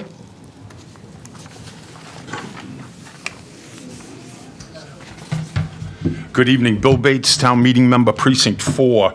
I want to speak tonight about a question that I have in concern of closing roads during construction. It used to be, in my opinion, you'd have detours or delays, but you'd have very little closing of roads. And in my opinion, roads should always remain open to taxpayers and businesses. We pay, or the developers pay, significant dollars for police details. Chief, you got to keep the door open. It's a public meeting. Sorry. With the investment, why can't we always keep at least one lane open for through traffic? And, you know, I'll give you an example. Monday, I had some business to do at Honda North. I came up North Street to Summer Street to try to go home. It was closed. I went back to Route 1. I went to Nichols Street, where you go to St. John's Prep. It was closed. And by the way, it was closed in a very dangerous way. It had pilings so that you were already in the lane that you're going to use to take a left turn, and then all of a sudden you had to stop and get back into the other lane. I just feel that we can do better. And I would ask through you, Mr. Chairman, who makes the decision of whether a road is completely closed or there's just a detour? And have we changed our policy? And if I have to come back next meeting and get the answer, that'd be great. So, Rodney, it's probably a two-part answer. The construction company perhaps needs to close the road for some reason, or the engineer closes it, but there's no notice. So can you look into that? Absolutely. Okay, some specific roads he mentioned. I had to do a run around the other day someplace and got that same, couldn't go this way, had to go that way, and it was difficult, but. And Mr. Chairman, what I'm asking you too is to educate us on whose decision is it? Is it really the contractor? Well, that's what I'm asking them to find out. Is it the police chiefs? I mean, I want to know, you know, who makes the decision of whether a road can be just one-laned or closed? That's what I really would like to know. And if we've changed our policy on that. I don't think we changed the policy. I think it's Something's changed, sir. The amount of work being done. No, that's, I understand the amount of work, but there was always a time that you would, you know, you'd have one lane open. You might have to wait, and we've got elderly people that they don't mind waiting, but they don't want to be sent on a detour all the way around town. If we've got the police officers on hand to direct the traffic, why can't we keep, Friday, that's what I wanted to mention. Friday, downtown was closed at Maple Street and Hobart Street. The downtown was closed. I could not go downtown. They were coming one lane up. Come on, we can do better. Have the one lane come up, then stop them, and then let me go down. But don't close the road. Thank you, Bill. Rodney will look into it. Thank you, I appreciate it. Anyone else for new public business? Bill Bradstreet.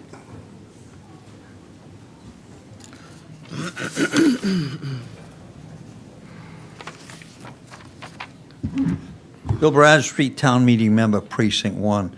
I was at a meeting, and I won't tell you which, but it came up that a rule or something or information hadn't been touched since 1979. It's now 2024, which is a long time.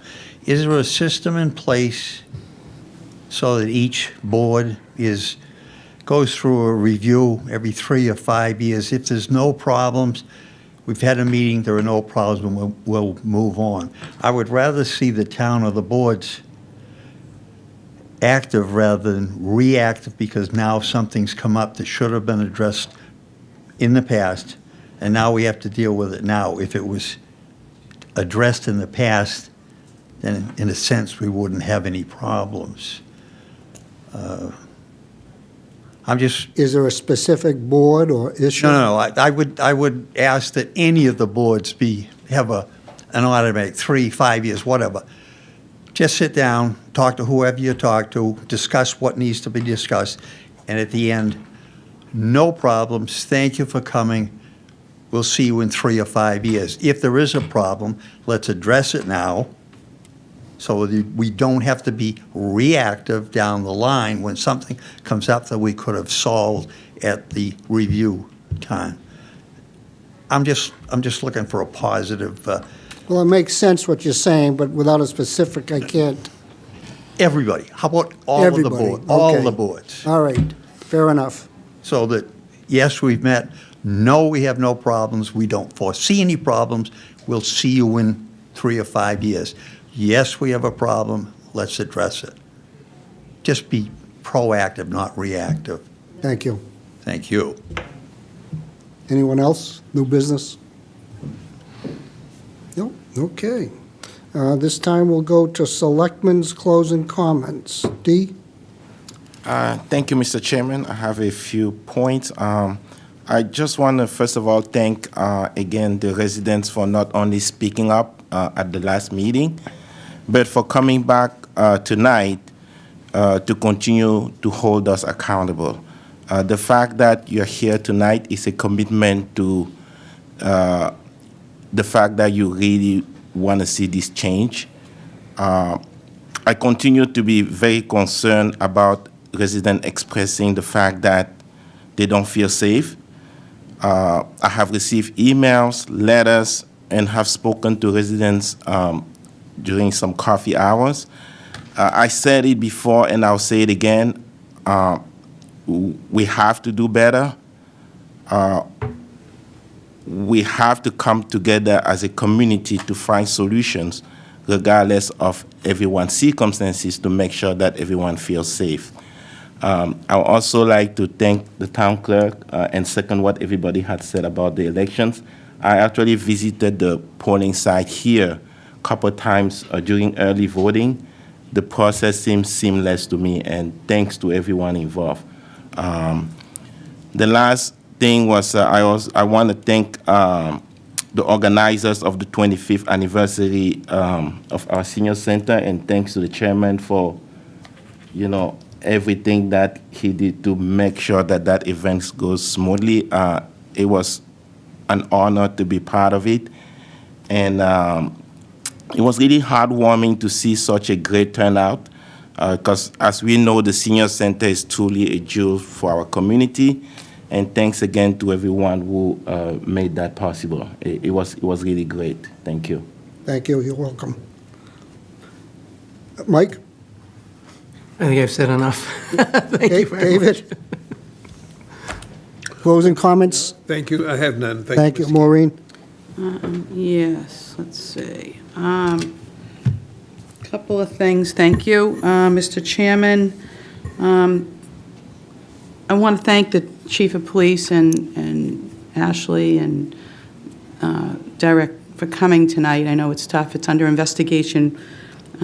What's disturbing to me is that I think there was a woman, Susan, that spoke that said just recently in CVS that these kids started up again. So I like the idea that Tom Savage said about with cameras, making them, if you see them, they might not do it. or, I mean, I'm sure, Chief, you're probably coming up with a bunch of ideas, but when you say, like, call 911 or call the police, maybe there could be some kind of a certain number that can go directly to, say, the DARE officer.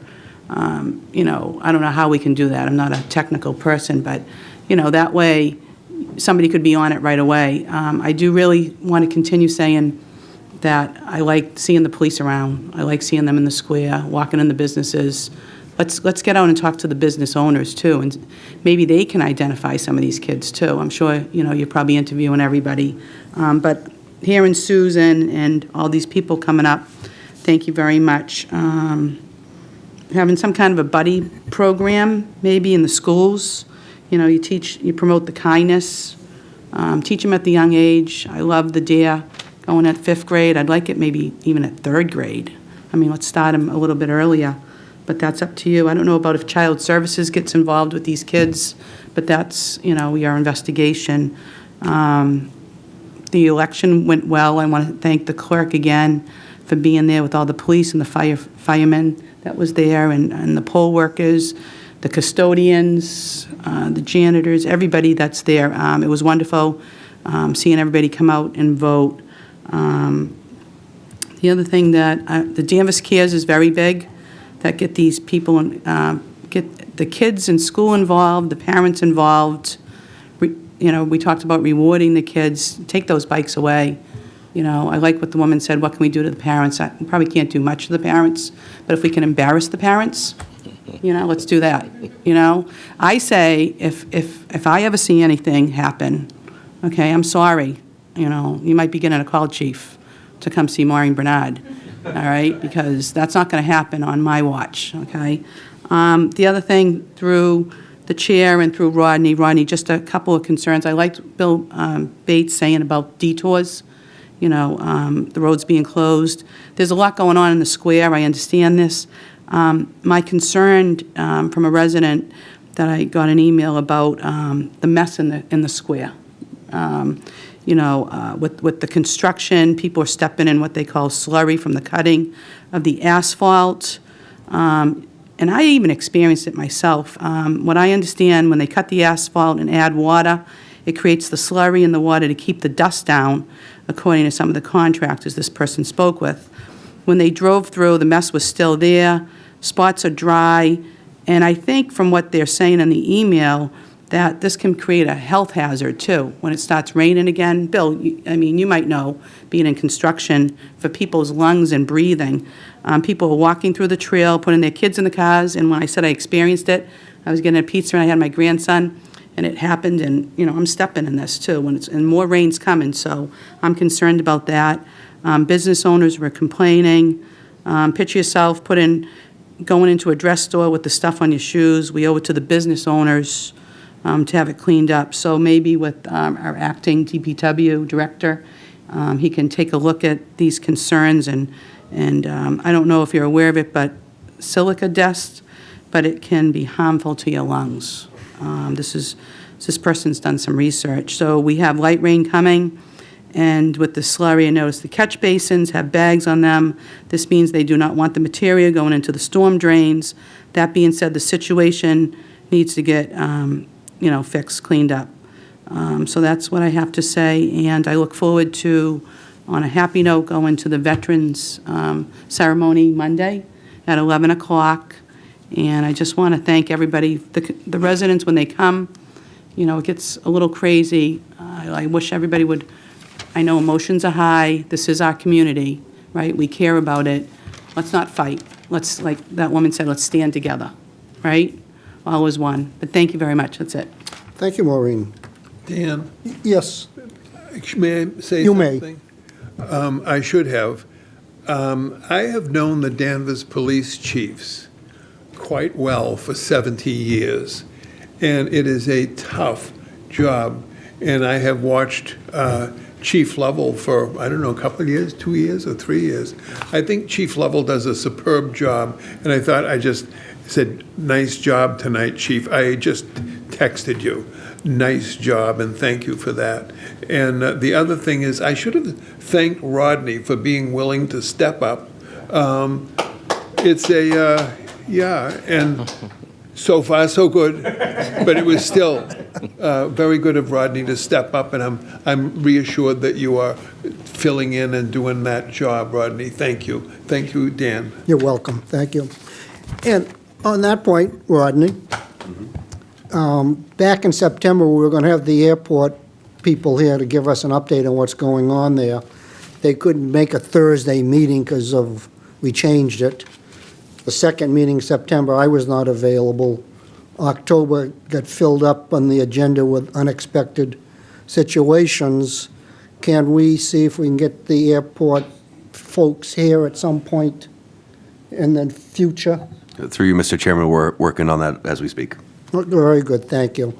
And also, we'll need to advertise for a replacement for Aaron on that commission. Thank you. To update on the town manager search, we had 6 applications from firms that want to do the work for us. Rodney, myself, and Mike sat together this past week and gave our scores on the evaluation of all 6, and we were in agreement on 3 to bring in for personal interviews on November 13th. So we're moving forwards on that vein, and maybe in our next meeting we'll be able to announce a firm for the board's approval. Okay. Is the goal. We'll put it on the agenda, but if we don't come to an agreement, we'll just not have it on that agenda, but we'll prepare it for the agenda so that we can move forwards. Thank you, Maureen, for reminding everybody about Veterans Day on the 11th at 11 o'clock at the high school. Hope to see you there. And with that, if you see a veteran, say thank you very much. Thank you for your service. And after our adjournment, we're going to have a brief 10-minute recess, and we will conduct a workshop to discuss the Town Manager Act. So meeting is adjourned. We'll be back here before 8:30.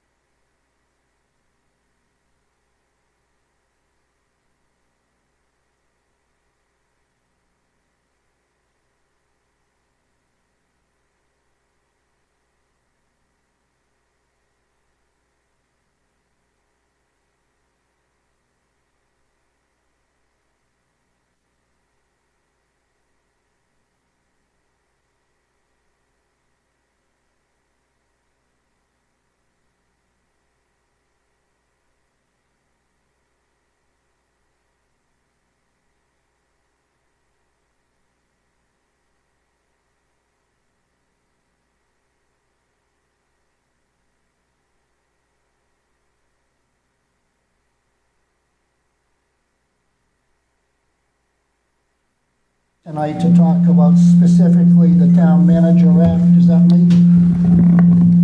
Hello?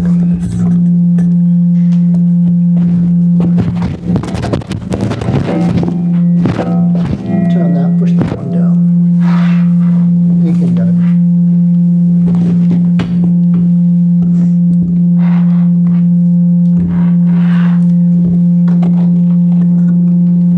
Where'd that guy go? What do we got? That sounds bad. All right, thank you. Kathy, you gonna join us? Yes, you told me to. Please. Anyways, we all got an email to prepare for the workshop, specifically sections 1, 7, 8, 11, and 13 on the Town Managers Act. Just going to discuss them. If we have any thoughts, and I invited Sally to come, who's the chair of the Town Manager Act Review Committee, so she can take any thoughts back to her committee. And they're really just starting to get into this Town Manager Act now, so the timing is appropriate. So with that, I'll read the sections and then just open it up for any comments or questions. So, Section 1, the regular town election of the town of Danvers for the purpose of electing select board members. That has to be changed. It says selectmen. And members of the school committee required to be elected under this act. The trustees of the Peabody Institute Library and the moderator and town meeting members required to be elected under the provisions of Chapter 294 of the Acts of 1930 shall be held annually on the first Tuesday in May and shall be part of the annual meeting. And I underlined that just for an explanation. All articles in the warrant to be decided otherwise than by ballot shall be considered at the annual town meeting to be held on the third Monday in May. Any vacancies on the Board of Trustees of said Peabody Institute Library caused by death, resignation, disqualification, or otherwise shall be promptly filled by a vote of the remaining members of said Board of Trustees until the next annual election. Forgive me, Dan, what number are we on? On number 1, section 1, the town manager. Yep. So, not too long ago in the past, there was a vacancy on the library board of trustees, and there seemed to be some conversation about amongst the select board at that time of who should fill in that spot. And this clearly says that the trustees fill that spot. I don't know why it was an issue at that time. I just remember that did happen. Does anybody have any thoughts on section 1 that they'd like to address? Just, I highlighted the same thing you did. I just don't understand if we can get some clarity Right, to so what it's, we after mean. thinking about it, when I reread it, we have the election on the first Tuesday, and those people elected shall be part of the annual town meeting, I think is what it's saying, but it's not clear. If I may, Yep.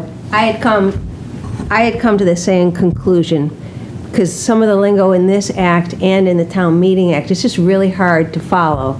In part, just the use of language changes over time, right? And part of it is because some of this stuff has stuck around for so long. But I imagine that the intent is that especially when new town meeting members are elected, that first Tuesday in May, that they're elected that first Tuesday in May to attend the subsequent town meeting, which is an issue that the committee has been talking a lot about, which I'll report some more to you later. We're concerned that the election is so close to the first town meeting that they're asked to vote in. At any rate, that's an issue we're kind of dealing with now, but that's what I think that means. So then, do other towns have elections and then town meeting the same month? Well, it's so interesting, you should ask that question. Because at our meeting last night, Dan Gagnon, who's a member of our committee, had actually done research from the MMA website that shows dates of meetings, dates of town elections, dates of annual town meetings, and which communities do them before or after. So I do have a chart that talks about it. Right now, Danvers, of course, is on here as having its town election. The date used here for purposes of discussion was May 7th, and the first the annual town meeting thereafter is May 20. So it's a very short turnaround time. So you're looking at it? Yes. Good. We're looking actually at maybe having the elections after town meeting, something I've got to talk with you about. But one of the rationales is if somebody is a new town meeting member, and 2.5 weeks later they come to a meeting, they haven't had an opportunity to watch as the budget is developed in the months before town meeting. Or attend FinCom. Or attend FinCom, or to, review warrant articles and stuff. There's such a short period of time. We think it makes it ineffective.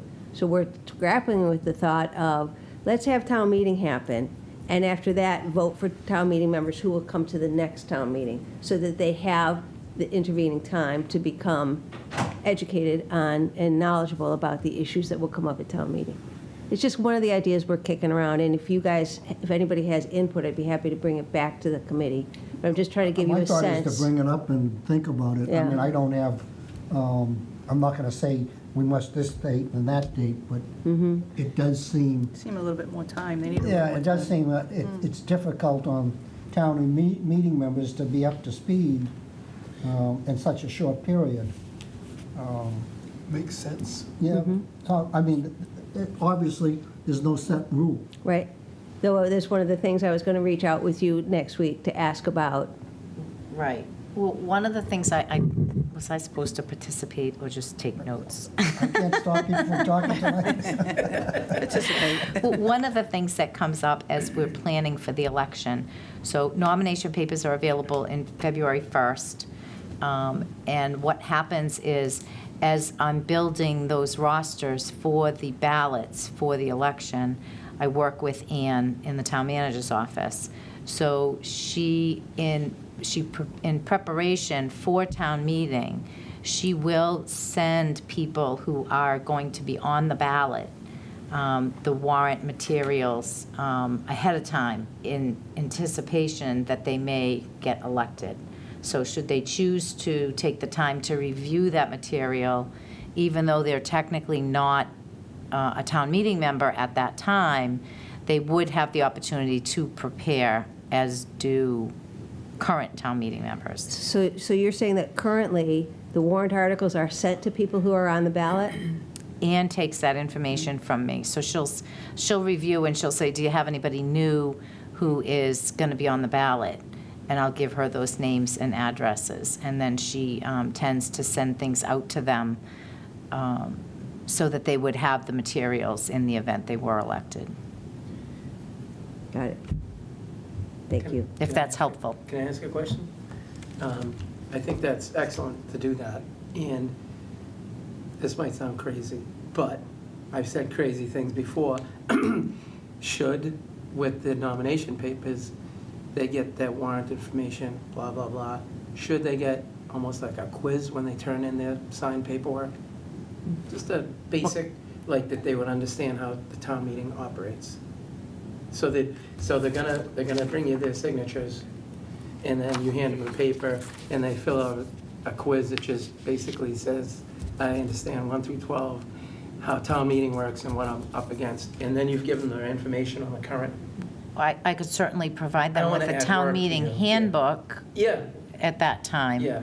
When Is- they yeah. put in for that. But I think a lot of times, and the timing of when the warrant is available, I'm not quite sure, how close to that February 1 date. Not close at all. Right. So, I mean, they're saying, hey, I want to be a town meeting member before the warrant is actually created. Warrant is April. So we would be able to, our office would be able to give them the town meeting handbook And I do sit down with new people who are looking to be town meeting members, and I explain to them the breakdown of town meeting and the different precincts and how many are in each precinct and what the rotation is for that. So I do spend time, ask them if they have any questions and whatnot. I don't know that I give them a handbook, but I can certainly do that going forward. I'm not putting it all on you, I'm just throwing it out. It's just, here's the book. I'm Yeah. fine with that, Yeah. if we think that would be helpful. That's a good idea. Well, I don't know if that way you could keep your timetables the same. You know, they get elected and then they're in a couple weeks, but they'd already have a running idea of what goes on. When is the warrant, when are the warrant articles available? In April. In April. We'll close the warrant early April. We'll hear the warrants in time for it to go to FinCom, which are their last 2 meetings in April. So really, it's April is close the warrant, hear the warrants, select board pass it on to FinCom for their deliberation to make their recommendations.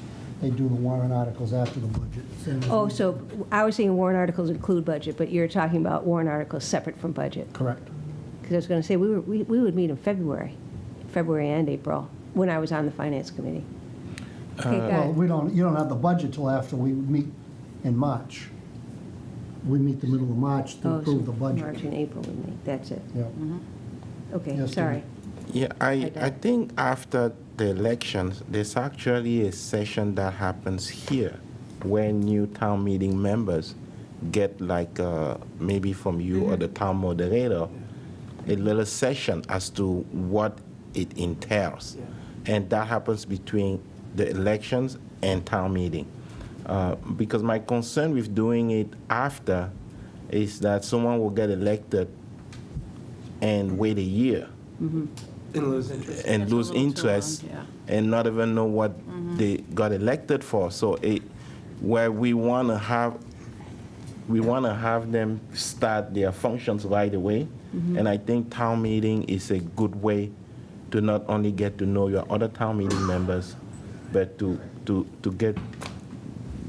get started. So I think having it before That's a good point. the way it is would be my preference. And I watch, and maybe we'll get to that, Mr. Chairman, on the other section, because I watched the meeting yesterday, and this will also help increase town meeting members' engagement. Right. It's one of our, yeah. And we can find other ways, maybe outside of this charter review, to see how they can get more engaged and be the voice of the community that they serve. Now, the moderator does have a class for town meeting members That's prior correct. to town meeting. That's correct. Correct, so that's a Yeah, good that's week or nice, so yeah. before, which is very good. So they have the opportunity to come and Yep. learn the Right. process. Yes. And there's nothing like getting thrown into it. To learn. Okay, anything else on section 1? Okay, thank you. We'll go to section 7.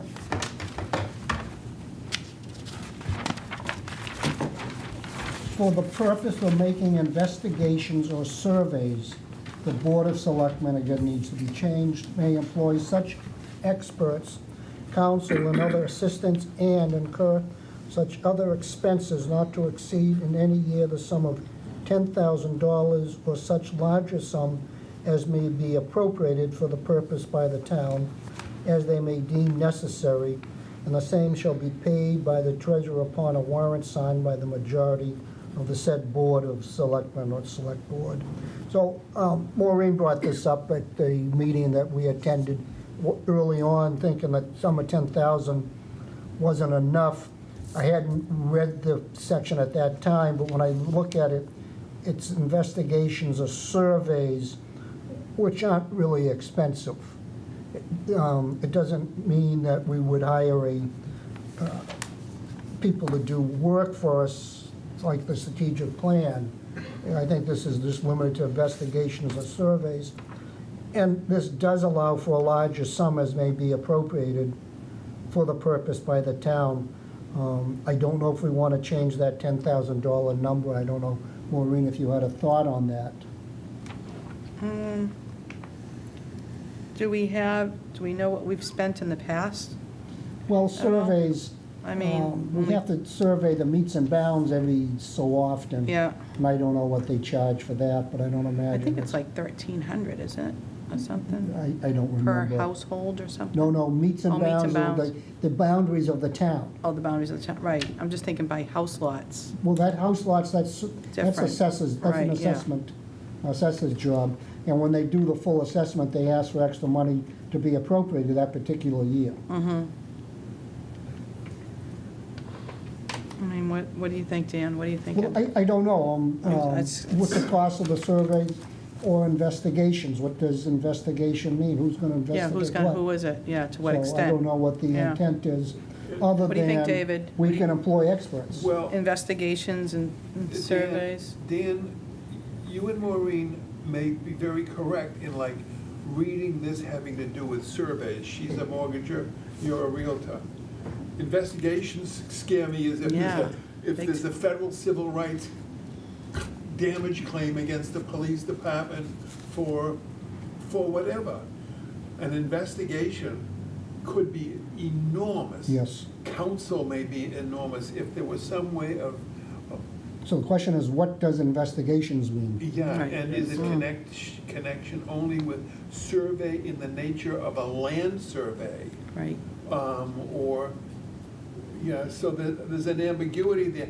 You know, it may not make a whole lot of sense, a difference, because if there's a huge thing, good, even if you had to call a special town meeting for an appropriation for if there was some catastrophic thing, which I don't ever remember it happening in my lifetime, so maybe it's not a big deal, but what is meant by survey, and is Section 7 having to do mostly with real estate surveys and boundary lines? Doesn't it cover itself already? It says, it says that it not exceeding in any year the sum of 10,000 or such larger sum as may be Right, it appropriate. allows for a larger sum, but So isn't it taking care of itself already? I don't know. Yeah. I mean, our role tonight, I think, is just bring up the questions. Yeah. I know that one member of the committee started talking about having that number be some percentage of the budget as opposed to a hard number. That's difficult to do. It can make it hard to calculate, and as you say, there's the ability to go to town meeting for an appropriation. 10,000 seems low I don't look at surveys as being just real estate surveys. A survey can be a survey of the citizens of the town. A survey can be a analysis of what other cities and towns do in a certain circumstance. Investigations can be a criminal investigation, a civil investigation, an audit. It could be an investigation. That's a pretty wide open word.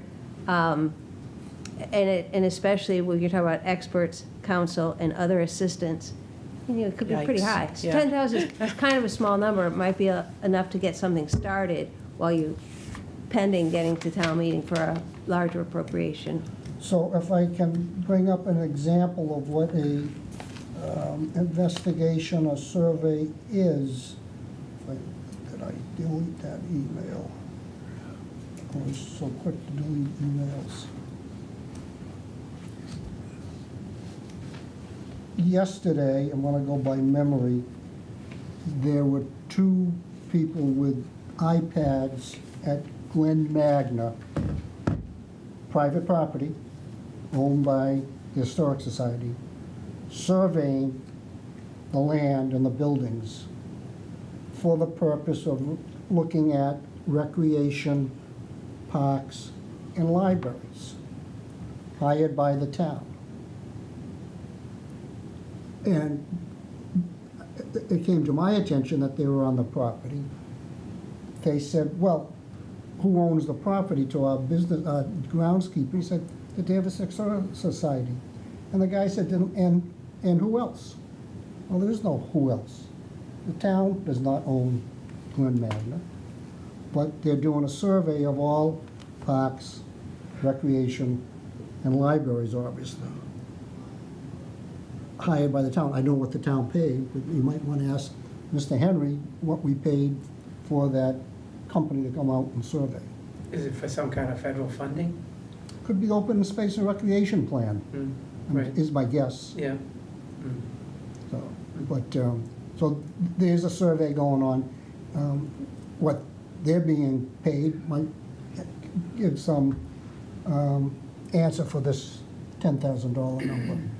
That would already be in his budget, excuse me. Yep. That's already in his budget, that's not something that you're administering. That's not a survey you're administering. It's in whose budget? It's already in. Planning. It's already in planning, but he's paying somebody. But not out of your budget. They have a contract. But not out of your budget. No. Okay. So that's already been appropriated. And what is that number?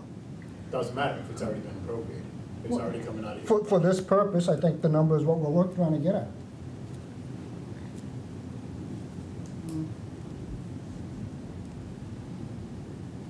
Well, the real question is, this gives authority to the select board, and if you're comfortable with it being this number, that's fine. If you find that that number is posing a problem for you, if it stymies your ability to do something, if it gets in your way or delays things, and you say, we really need that to be a higher number, I mean, for me, as the member of this committee that's reviewing this act, I would turn to you guys to say, do you need it to be a different number or not? We don't know. Yeah. So it's a question I'm going to come back and ask Yep. you on behalf of the committee. I mean, I'm comfortable, as Mike says, that it allows for a larger amount. So maybe that's all you need. It's just enough Or to... such They put larger a note in sum there as already. may be. Right. Right. Okay. For the purpose. Number 8, the selectmen, again, select board, elected as provided herein shall appoint as soon as practicable for a term of 5 years a town manager who shall be a person especially fitted by education, training, and experience to perform the duties of the office. Said town manager shall be appointed without regard to his political beliefs. Said town manager shall not be required to be a resident of the town or the Commonwealth when appointed, but shall be a resident of the town during the term of office thereof. Said town manager may be appointed for successive terms of office. Before entering upon the duties of the office of town manager, said town manager shall be sworn to the faithful and impartial performance thereof by the chairman of the Board of Selectmen and town clerk or a justice of the peace. Said town manager shall execute a bond in favor of the town for the faithful performance of the duties of said office in such sum and with such surety as might be fixed or approved by said Board of Selectmen and Select Board. So I guess the big one here is, does the town manager need to live in the town or not? Is the question. I thought about this, Dan, I'm gonna say no. I'm sorry. I'm gonna say no, because I think it's gonna, first I thought yes, to put skin in the game, but now I'm gonna say no, because I think it's a better pool of candidates. It'd get us a much larger Yeah. pool of candidates Yeah. if they don't have to live Yeah. in town. And also, Dan, we may have to end up funding a housing stipend or Stipend, right, something, yeah. because There's a limited inventory. a family Yeah. person as the Yeah. town manager might not be able to afford a house in town. So that's. That's the realistic piece of it, exactly. And then I also think in terms of Diane Norris, who did not live in Danvers, but she was a superb management person, and when she felt like this. But this only applies to the town manager, not the interim or assistant. But she just reminds me Yep. of someone not living in town who was a superb Yes, okay, employee. good example. So I agree with Maureen that I'm cautious about that residency requirement for a couple of reasons. Mike? So I'm still hung up on having a person live in town, and the reason is, do we create an opening for a person to say, okay, I don't live in town, but I worked, I'm the town manager, and like there was a police chief in southern Mass that lives in Florida, there's something going on there, but he's the police chief. Are we leaving an The opening? MBTA had so many high-priced people living all over the state. We can't get into that. But would we be leaving some kind of a door open or technicality? for somebody to say, well, I can be the town manager and just work from home, and I live in Swampscott. Well, nobody's working from home. But is there, could they take it to court and say, they said I don't have to live in town, so I can work from home? Could they do that by us leaving that open? I think the contract would state clearly they need to be in the office, in the building, in town during normal work hours. Dan, I've got 9 o'clock meds I gotta go take. Okay, good luck. Thanks, David. Thank you all. Okay, so David's a no, a maybe. D? Yeah, I'm also a no if we can change the shall to may. I don't know if we want to put something about, like a select board member being is saying, we don't want someone living in Florida and being our town manager. Do we have to put, like, within certain radius as a qualifier? That's something we can consider, but I don't think they have to live in town. And having a skin in the game, I think it's important, but at the end of the day, I think this board has authority to, if we feel that the person is not performing well and is not having a skin of the game, it's our responsibility to stand up and say, okay, we're going to make a change. So I don't think that once we have a town manager, we are powerless. I think we still have authority to change if we have to, so they don't have to live in town, in my opinion. Another part of this, and again, maybe it's a crazy thought, should we have some kind of wording, and I know that this might upset people, but should it say, should we have a probationary period? So you're going to hire somebody for 5 years. We own them. Should we say first 12 months, 18 months, even if it's a lightweight statement, you're on kind of probationary, because what if they suck? If they suck, we remove them. We have 30 days to remove them. Later on, it says. It says 30 days, so we can give them a 30 days notice and change if we want to. But the honeymoon period of any job. But if you want to hire experience. somebody, you got to offer them a contract. No, I It can't be, understand. you're on probation for 3 months. Yeah, It just won't work. yeah. Oh, yeah, they might not. Because doesn't senior management, when they get in positions for the town, don't they get probation period? Right, don't they? Like, when Aaron got hired or Rodney got hired, nobody had probation periods? I don't know. I don't know. Well, at least, is 6 maybe months? some wording when we do a review? Yeah, Could we do something like that? Oh, we Or can. a thought? yeah. That way, Well, that can be, keeps somebody at the edge I of don't know their if that seat. needs to be in here, it can be our policy. Yeah. To do a review, and obviously, it's a good idea, but. The way I'm thinking about this, that's what we should be doing anyway. You're right. That's I think as a select board, our number one job is to hire a town manager. And once we get one, it is also our responsibility to give he or her the tools to do well. And the And the guidance. And if they don't do well, it is also our responsibility to change course. I think we have all those tools right now. We just have to be able to use it and use it well. So do we have in the wording any place that there's like an annual review by the select? There is. There is, okay. There is an annual So maybe we review. just have to make sure we implement. Yeah, we didn't do it this last year, so you don't have the experience. Yeah. We have a sheet that we grade the manager on the stated goals that he said he would work on, and 2 or 3 other items, and we grade him. Okay. And his raise is based upon the marks that he gets at that time. All 5 members do the grading. Okay. So we didn't do it this year, but for whatever reason. But we'll be doing that with this new town manager on an annual basis, yes. Maybe we haven't, not that it has to be in this, but I feel like we could do it quarterly. We could do it twice a year. Like, there has to be a way for us throughout the year to be in constant communication with our employee Right. It's a and big making budget. sure that they have what they need. Right.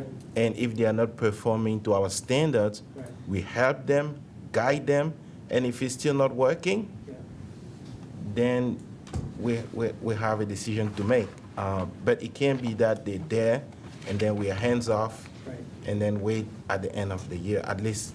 Yeah, no, I think so. Yeah. Because it's a corporation, big budget, a Yep. lot of employees. Yep. But there is an annual review that is done. Okay. We'll go to section 11. The Board of Selectmen, again, Select Board, by a majority vote of the full membership of the board, may remove the town manager. At least 30 days before such proposed removal shall become effective, said board shall file a preliminary written resolution with the town clerk setting forth in detail the specific reasons for such proposed removal, and a copy of such resolution shall be delivered to the town manager. Said town manager may reply in writing to the resolution, may request a public hearing. If said town manager so requests, said Board of Selectmen shall hold a public hearing not earlier than 20 days nor later than 30 days after the filing of such request.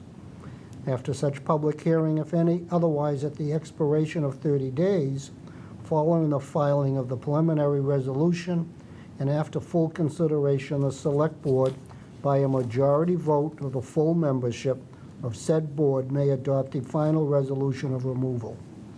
In the preliminary resolution, said Board of Selectmen may suspend said town manager from duty, but shall in any case cause to be paid to him forthwith any unpaid balance of salary due at the time of such suspension, together with a salary thereof for the next 3 calendar months following the filing of the preliminary resolution.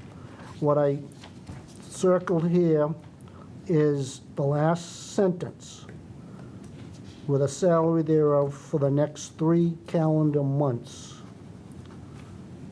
This has been in here since whatever, when this was adopted. In practice, we haven't been following this. At some point in town council, like Mr. Lehane, determined that this could be changed, and Wayne was given a salary of more than 3 months if he was suspended. Steve went from 6 to 9 to 12 months, which is against what this says. Now, town council made the determination that that could be waived. What else in this can be waived by town council? And is 3 months practical for today's days? I mean, this document needs to reflect what's practical for today, not what's practical when it was written. But if we're getting rid of a town manager, it's probably a pretty bad situation. Right, So why aren't we just getting rid of him and cutting him free? Why are we so? because in his contract, he gets paid X amount of months' salary if he's let go without cause. If I can just step in. Yep, please. The town will have a contract with any manager it hires. And to me, and, you know, I used to be involved in this area of law a little bit, that contract can deal with this kind of issue. To me, it doesn't need to be in the Town Manager Act. I think it's enough that the Act says that the Select Board hires the town manager, and that the Select Board, by these votes and this procedure, can remove. And to me, all the rest of the details The contract. can be in the contract. Yeah. And that way, the contract reflects kind of what the current Market, if you will. market and conditions and practices are. Because an act, though, again, one of my committee's recommendations are going to be that this act be reviewed on a more regular basis. We're going to say a certain number of years. I mean, this was passed, I think, in '49.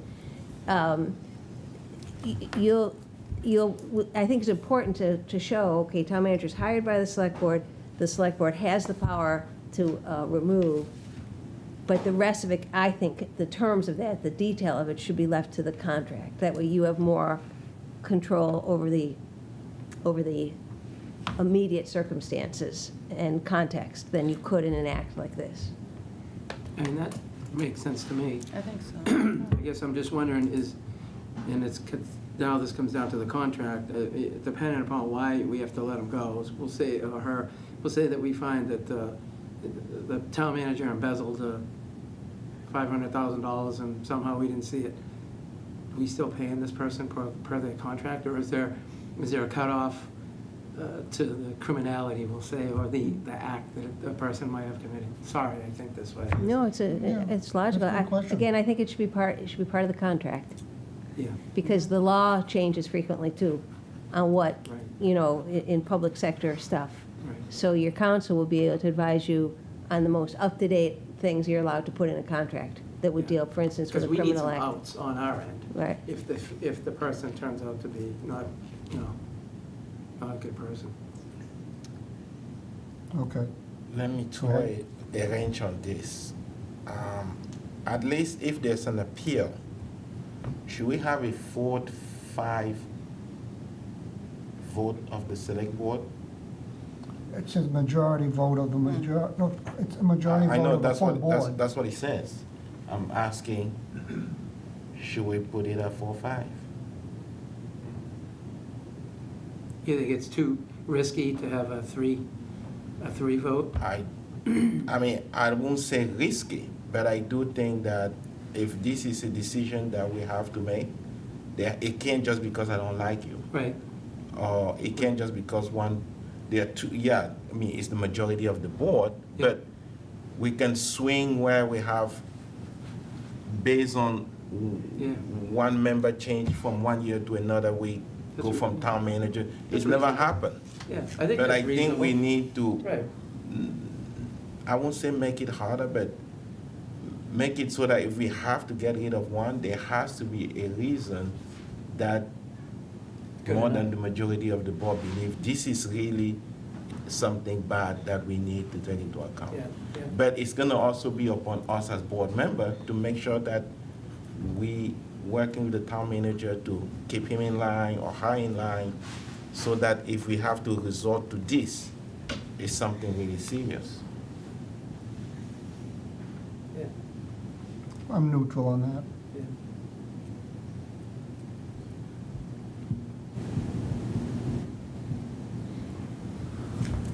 I got to think about that, too. That's why I say it was a curveball. Yeah, that requires some thought. Food for thought. Let's. Good I'm food getting for thought, hungry. yeah. Wait, Food for Should have thought. snacks. Maybe Sally will discuss that if I could. Right, of course you will, yeah. All right. So we'll go now to 13, if I may. In addition to the specific powers and duties provided in this act, the town manager shall have the general powers and duties set forth below.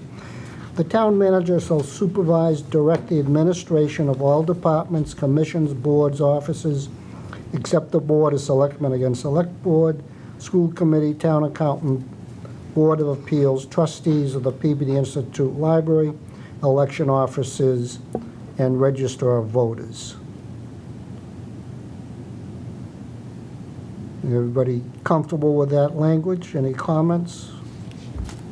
Was that B you just read? That's A. A? Oh, sorry, I was reading the head, I guess. Yeah, well, I got that circled too. But I just, I mean, it Yeah. very strongly points out the role of the town manager. Right, yeah, no, that's good. Okay, everybody fine with that? Yeah. Okay.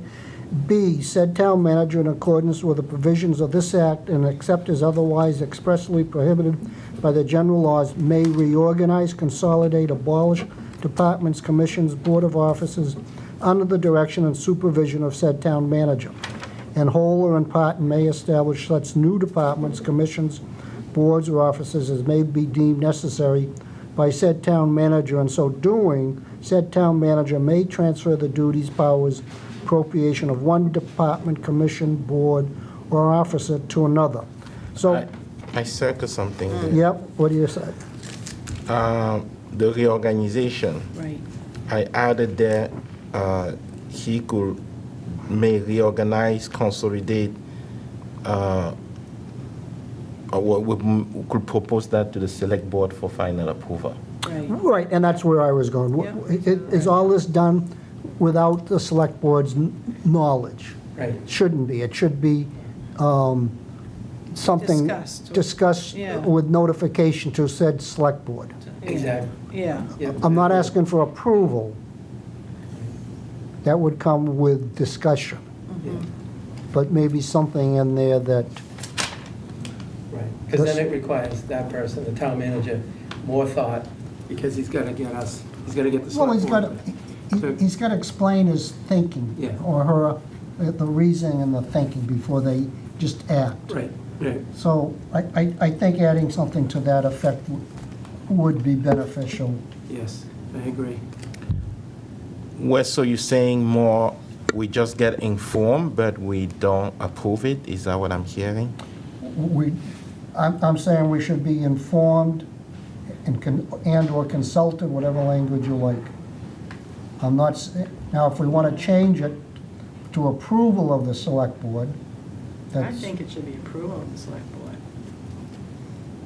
Because, I don't know, organize, I mean,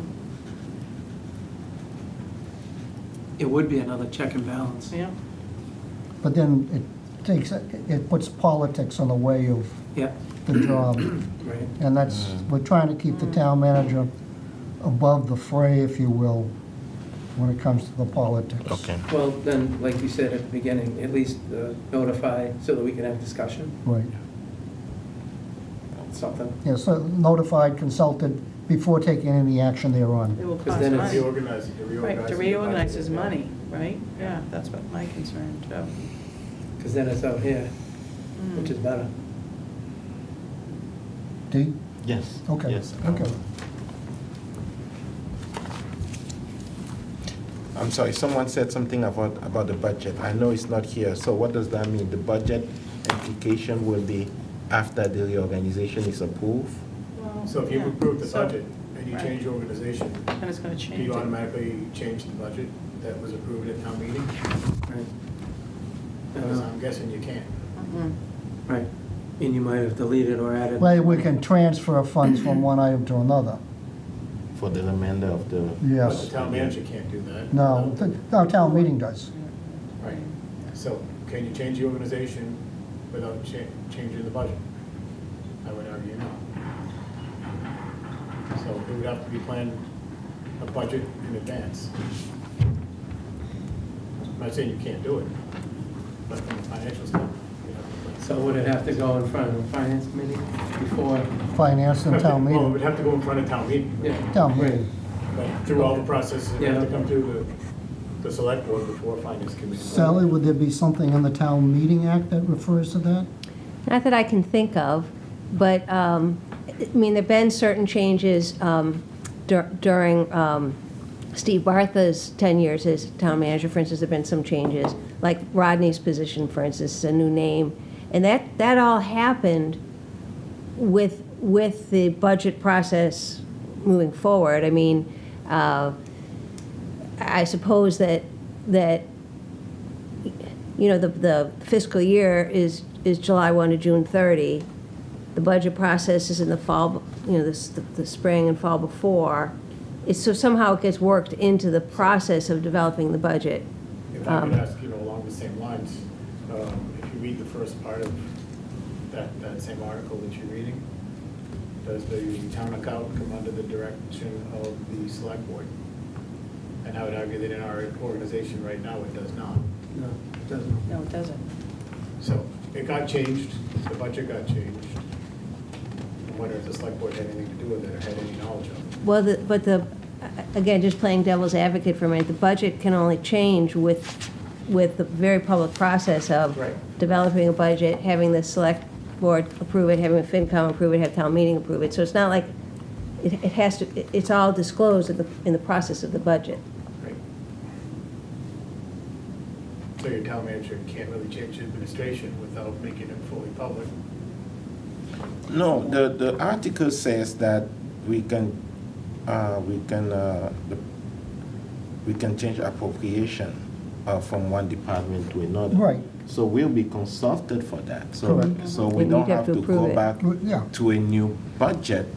So if you are now director of finance and we're gonna call you director of money, where we just moved the finance money to the other one, but we'll be consulted on that. So the article actually says how that new position or that parallel position gets paid. And then when we develop the next year budget, that's when we will have to have it the way it's supposed to be. So, but if you're meshing departments together, and now you're meshing budgets together, so that should all go before town meeting, right? And it does. I can, again, from the years on the FinCom, that often happened. For instance, I'm just trying to think, the planning board has evolved over time to include certain subsets. Same with the DPW. And so budgets shifted by, the title of the section and the departments within that, and so on and so forth. So there is a process, and it has several layers of approval. So it's the same money, just breaking down differently? Right. I want to just continue on with B, we were just talking about with consultant with the select board, but if you read G, said town manager shall keep the board of selectmen fully advised as to the needs of the town and shall recommend to said board of selectmen for adoption such measures requiring action by them or by the town as may be deemed necessary or expedient by said town manager. Does that say what we wanted to say in B? Does that cover it?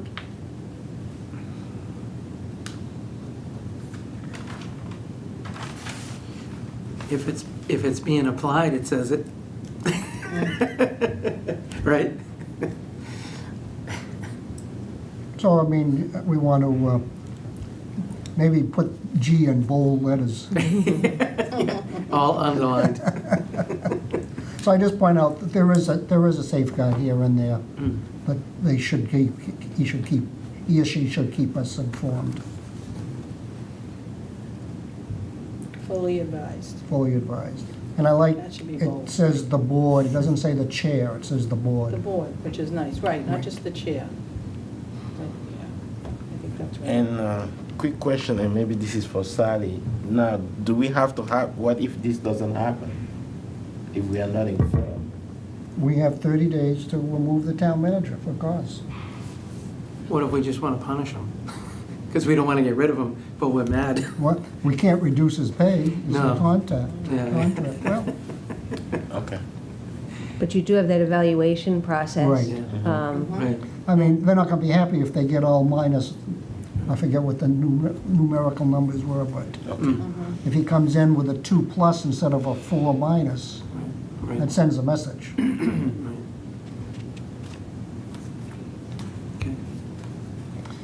Those are the things that I had earmarked, to go through all these,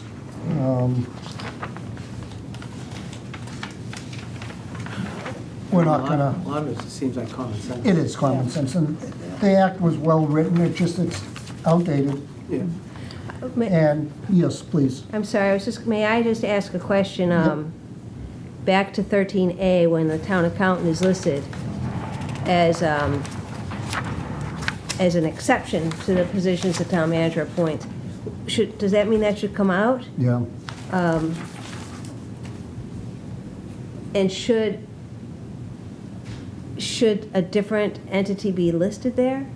Or is just town accountant comes out because now it's part of the kind of finance team? It's part of the finance team, and yes, they're responsible to the select board for any irregularities. It's their responsibility to bring it to our attention. But they report to the finance director ultimately and the town manager. I just wanted to, I didn't Yeah. want to act without No. asking you guys about that section. Thank you for bringing that up. And in practice, that's the way it's being done now. So we're saying the town accountant reports to the finance director? Yep. When it was originally written up, they were reporting to the select board. Then you may not have had a finance director, and it never got changed. But in reality, they report to the finance director, ultimately the town manager. But still, any good business practices, there's an irregularity, they should speak up to somebody. Okay. And that is not part of this act, right? Is it something that's in a different document somewhere? There's nowhere, it's in here that they, there's an exception, we want to remove the exception. Right, but I think, I don't know if this is part of your question or not, but my understanding from some of the stuff that we've discussed in the committee is that the town accountant, the finance director, the town clerk, all are under obligation, under law generally, to report if there is something amiss. And that's part of the audit process, the accounting process, the professional, I mean, somebody, for instance, said to us that if the finance director asked the town accountant to write a check, and the town accountant didn't see where the appropriation was, that check would not be written. And because they have standards of, codes of standards and ethics and stuff of what they can and can't do.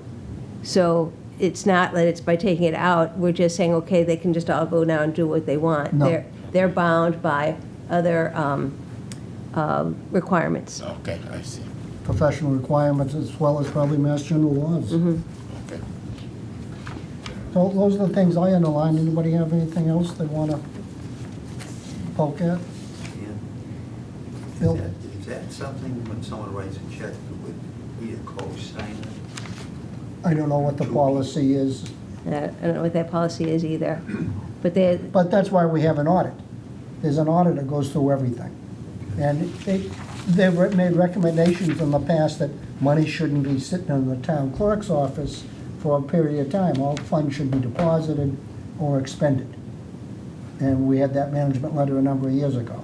And it was just improving best practices. Well, I can tell you that the committee, the work has been really interesting and enjoyable. We are we meet the first and third Wednesdays of every month. And we're just wrapping up our review of the Town Meeting Act, and we may begin going through detail of the Town Manager Act at our next meeting, most likely the meeting after that. But any input or suggestions that any of you should have, please feel free to send them along to me, because we want to make sure that you're comfortable with what we ultimately recommend. Thank you, Sally. One fleeting thought. Should we, and then I'll shut up. Not to add more elections to town, but some of the committees, should we have more elected people on some of these committees versus appointed by the town manager? Just to give. You'll get into that. Yeah, something that we've We'll get discussed. into that. Just to give the power back to the people. Because again, if somebody's crappy. Again, other communities have elected ZBA or planning board members. I Yeah, I mean, like that idea too. most communities are getting away from it now, but it still happens out there. Yeah. Some have elected town clerks. Yeah. Middleton, Yes. Topsfield. Topsfield, I don't believe. Middleton does, yeah. So this is a great state. We got 351 communities all doing something different. Only in Massachusetts.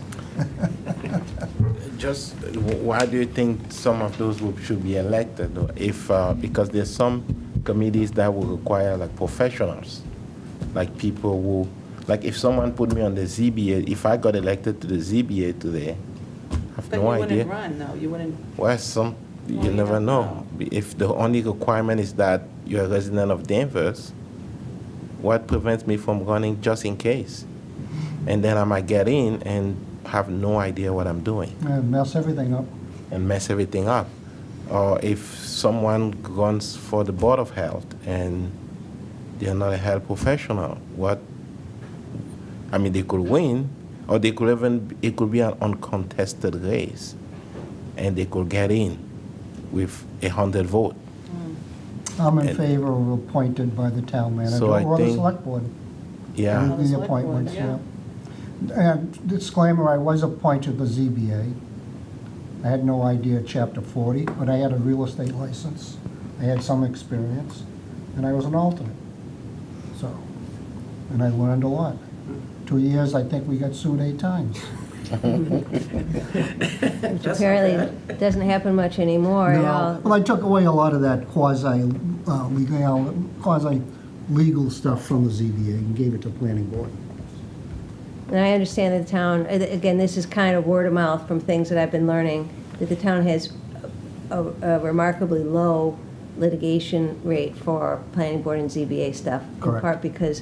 In part, I assume, that leads me to the conclusion that the people on those boards do a really good job of applying the law and the bylaws in a way that avoids challenge or complies with the law so completely. Challenges aren't worth the time because they've done it right. That's what I'm trying to say. And a middle ground to address a select board member being concerned. If you look at 16, for example, section 16, which is the one that I know, Board of Health, and Sally, your group may look into this. It says that they are appointed, and it says they shall be subject to the general supervision and direction of the said town manager. So I would like to get some clarity into that because we do not also want our board and committees to be an extension or a complete extension of the town manager necessarily. I think there has to be a way for them to have a certain level of independence in the expertise of what they do. And I don't know how your group can try to fit that in. All right, if I may, you have staff from land use and planning at the Board of Health that's appointed or delegated by the director, who's hired by the town manager. I don't think the town manager is directing the Board of Health necessarily.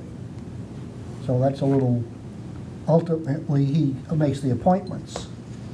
But when it comes down to, you have the staff work, as staff works with ZBA and planning as well. Yet it's the town manager makes the appointments. But that's just part of the staffing.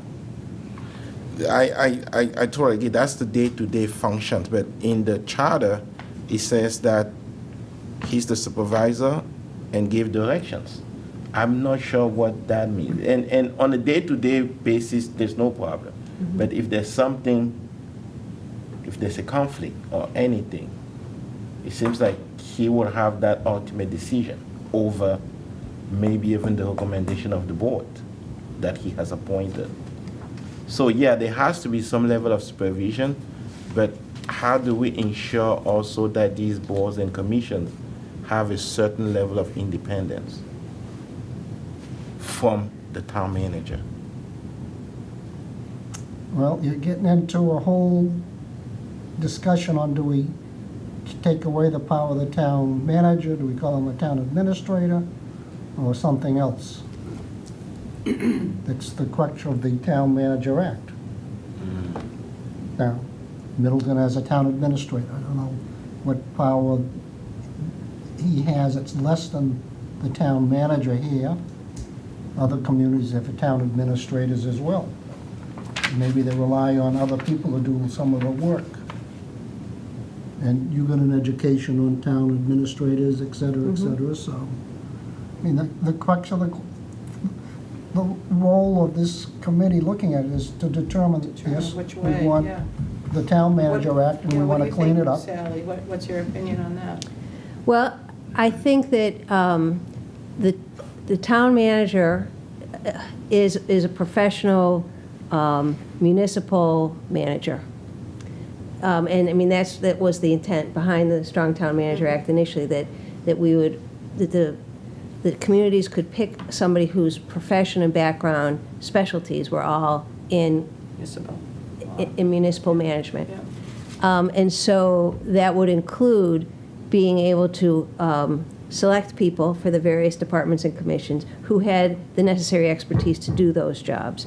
And some of these jobs are jobs that the state has requirements that have to be met by the person that's appointed or hired for that. They have to be credentialed to even be considered. Mm-hmm. So I wasn't sure if you meant, how do we make sure that the person who comes in is a professional in the health world? Well, they that's part of state law, kind of generates what they have to be in order to be a town clerk or an accountant or a finance director or a police chief or a fire chief. I mean, they have to have certain credentials even to be considered for the job.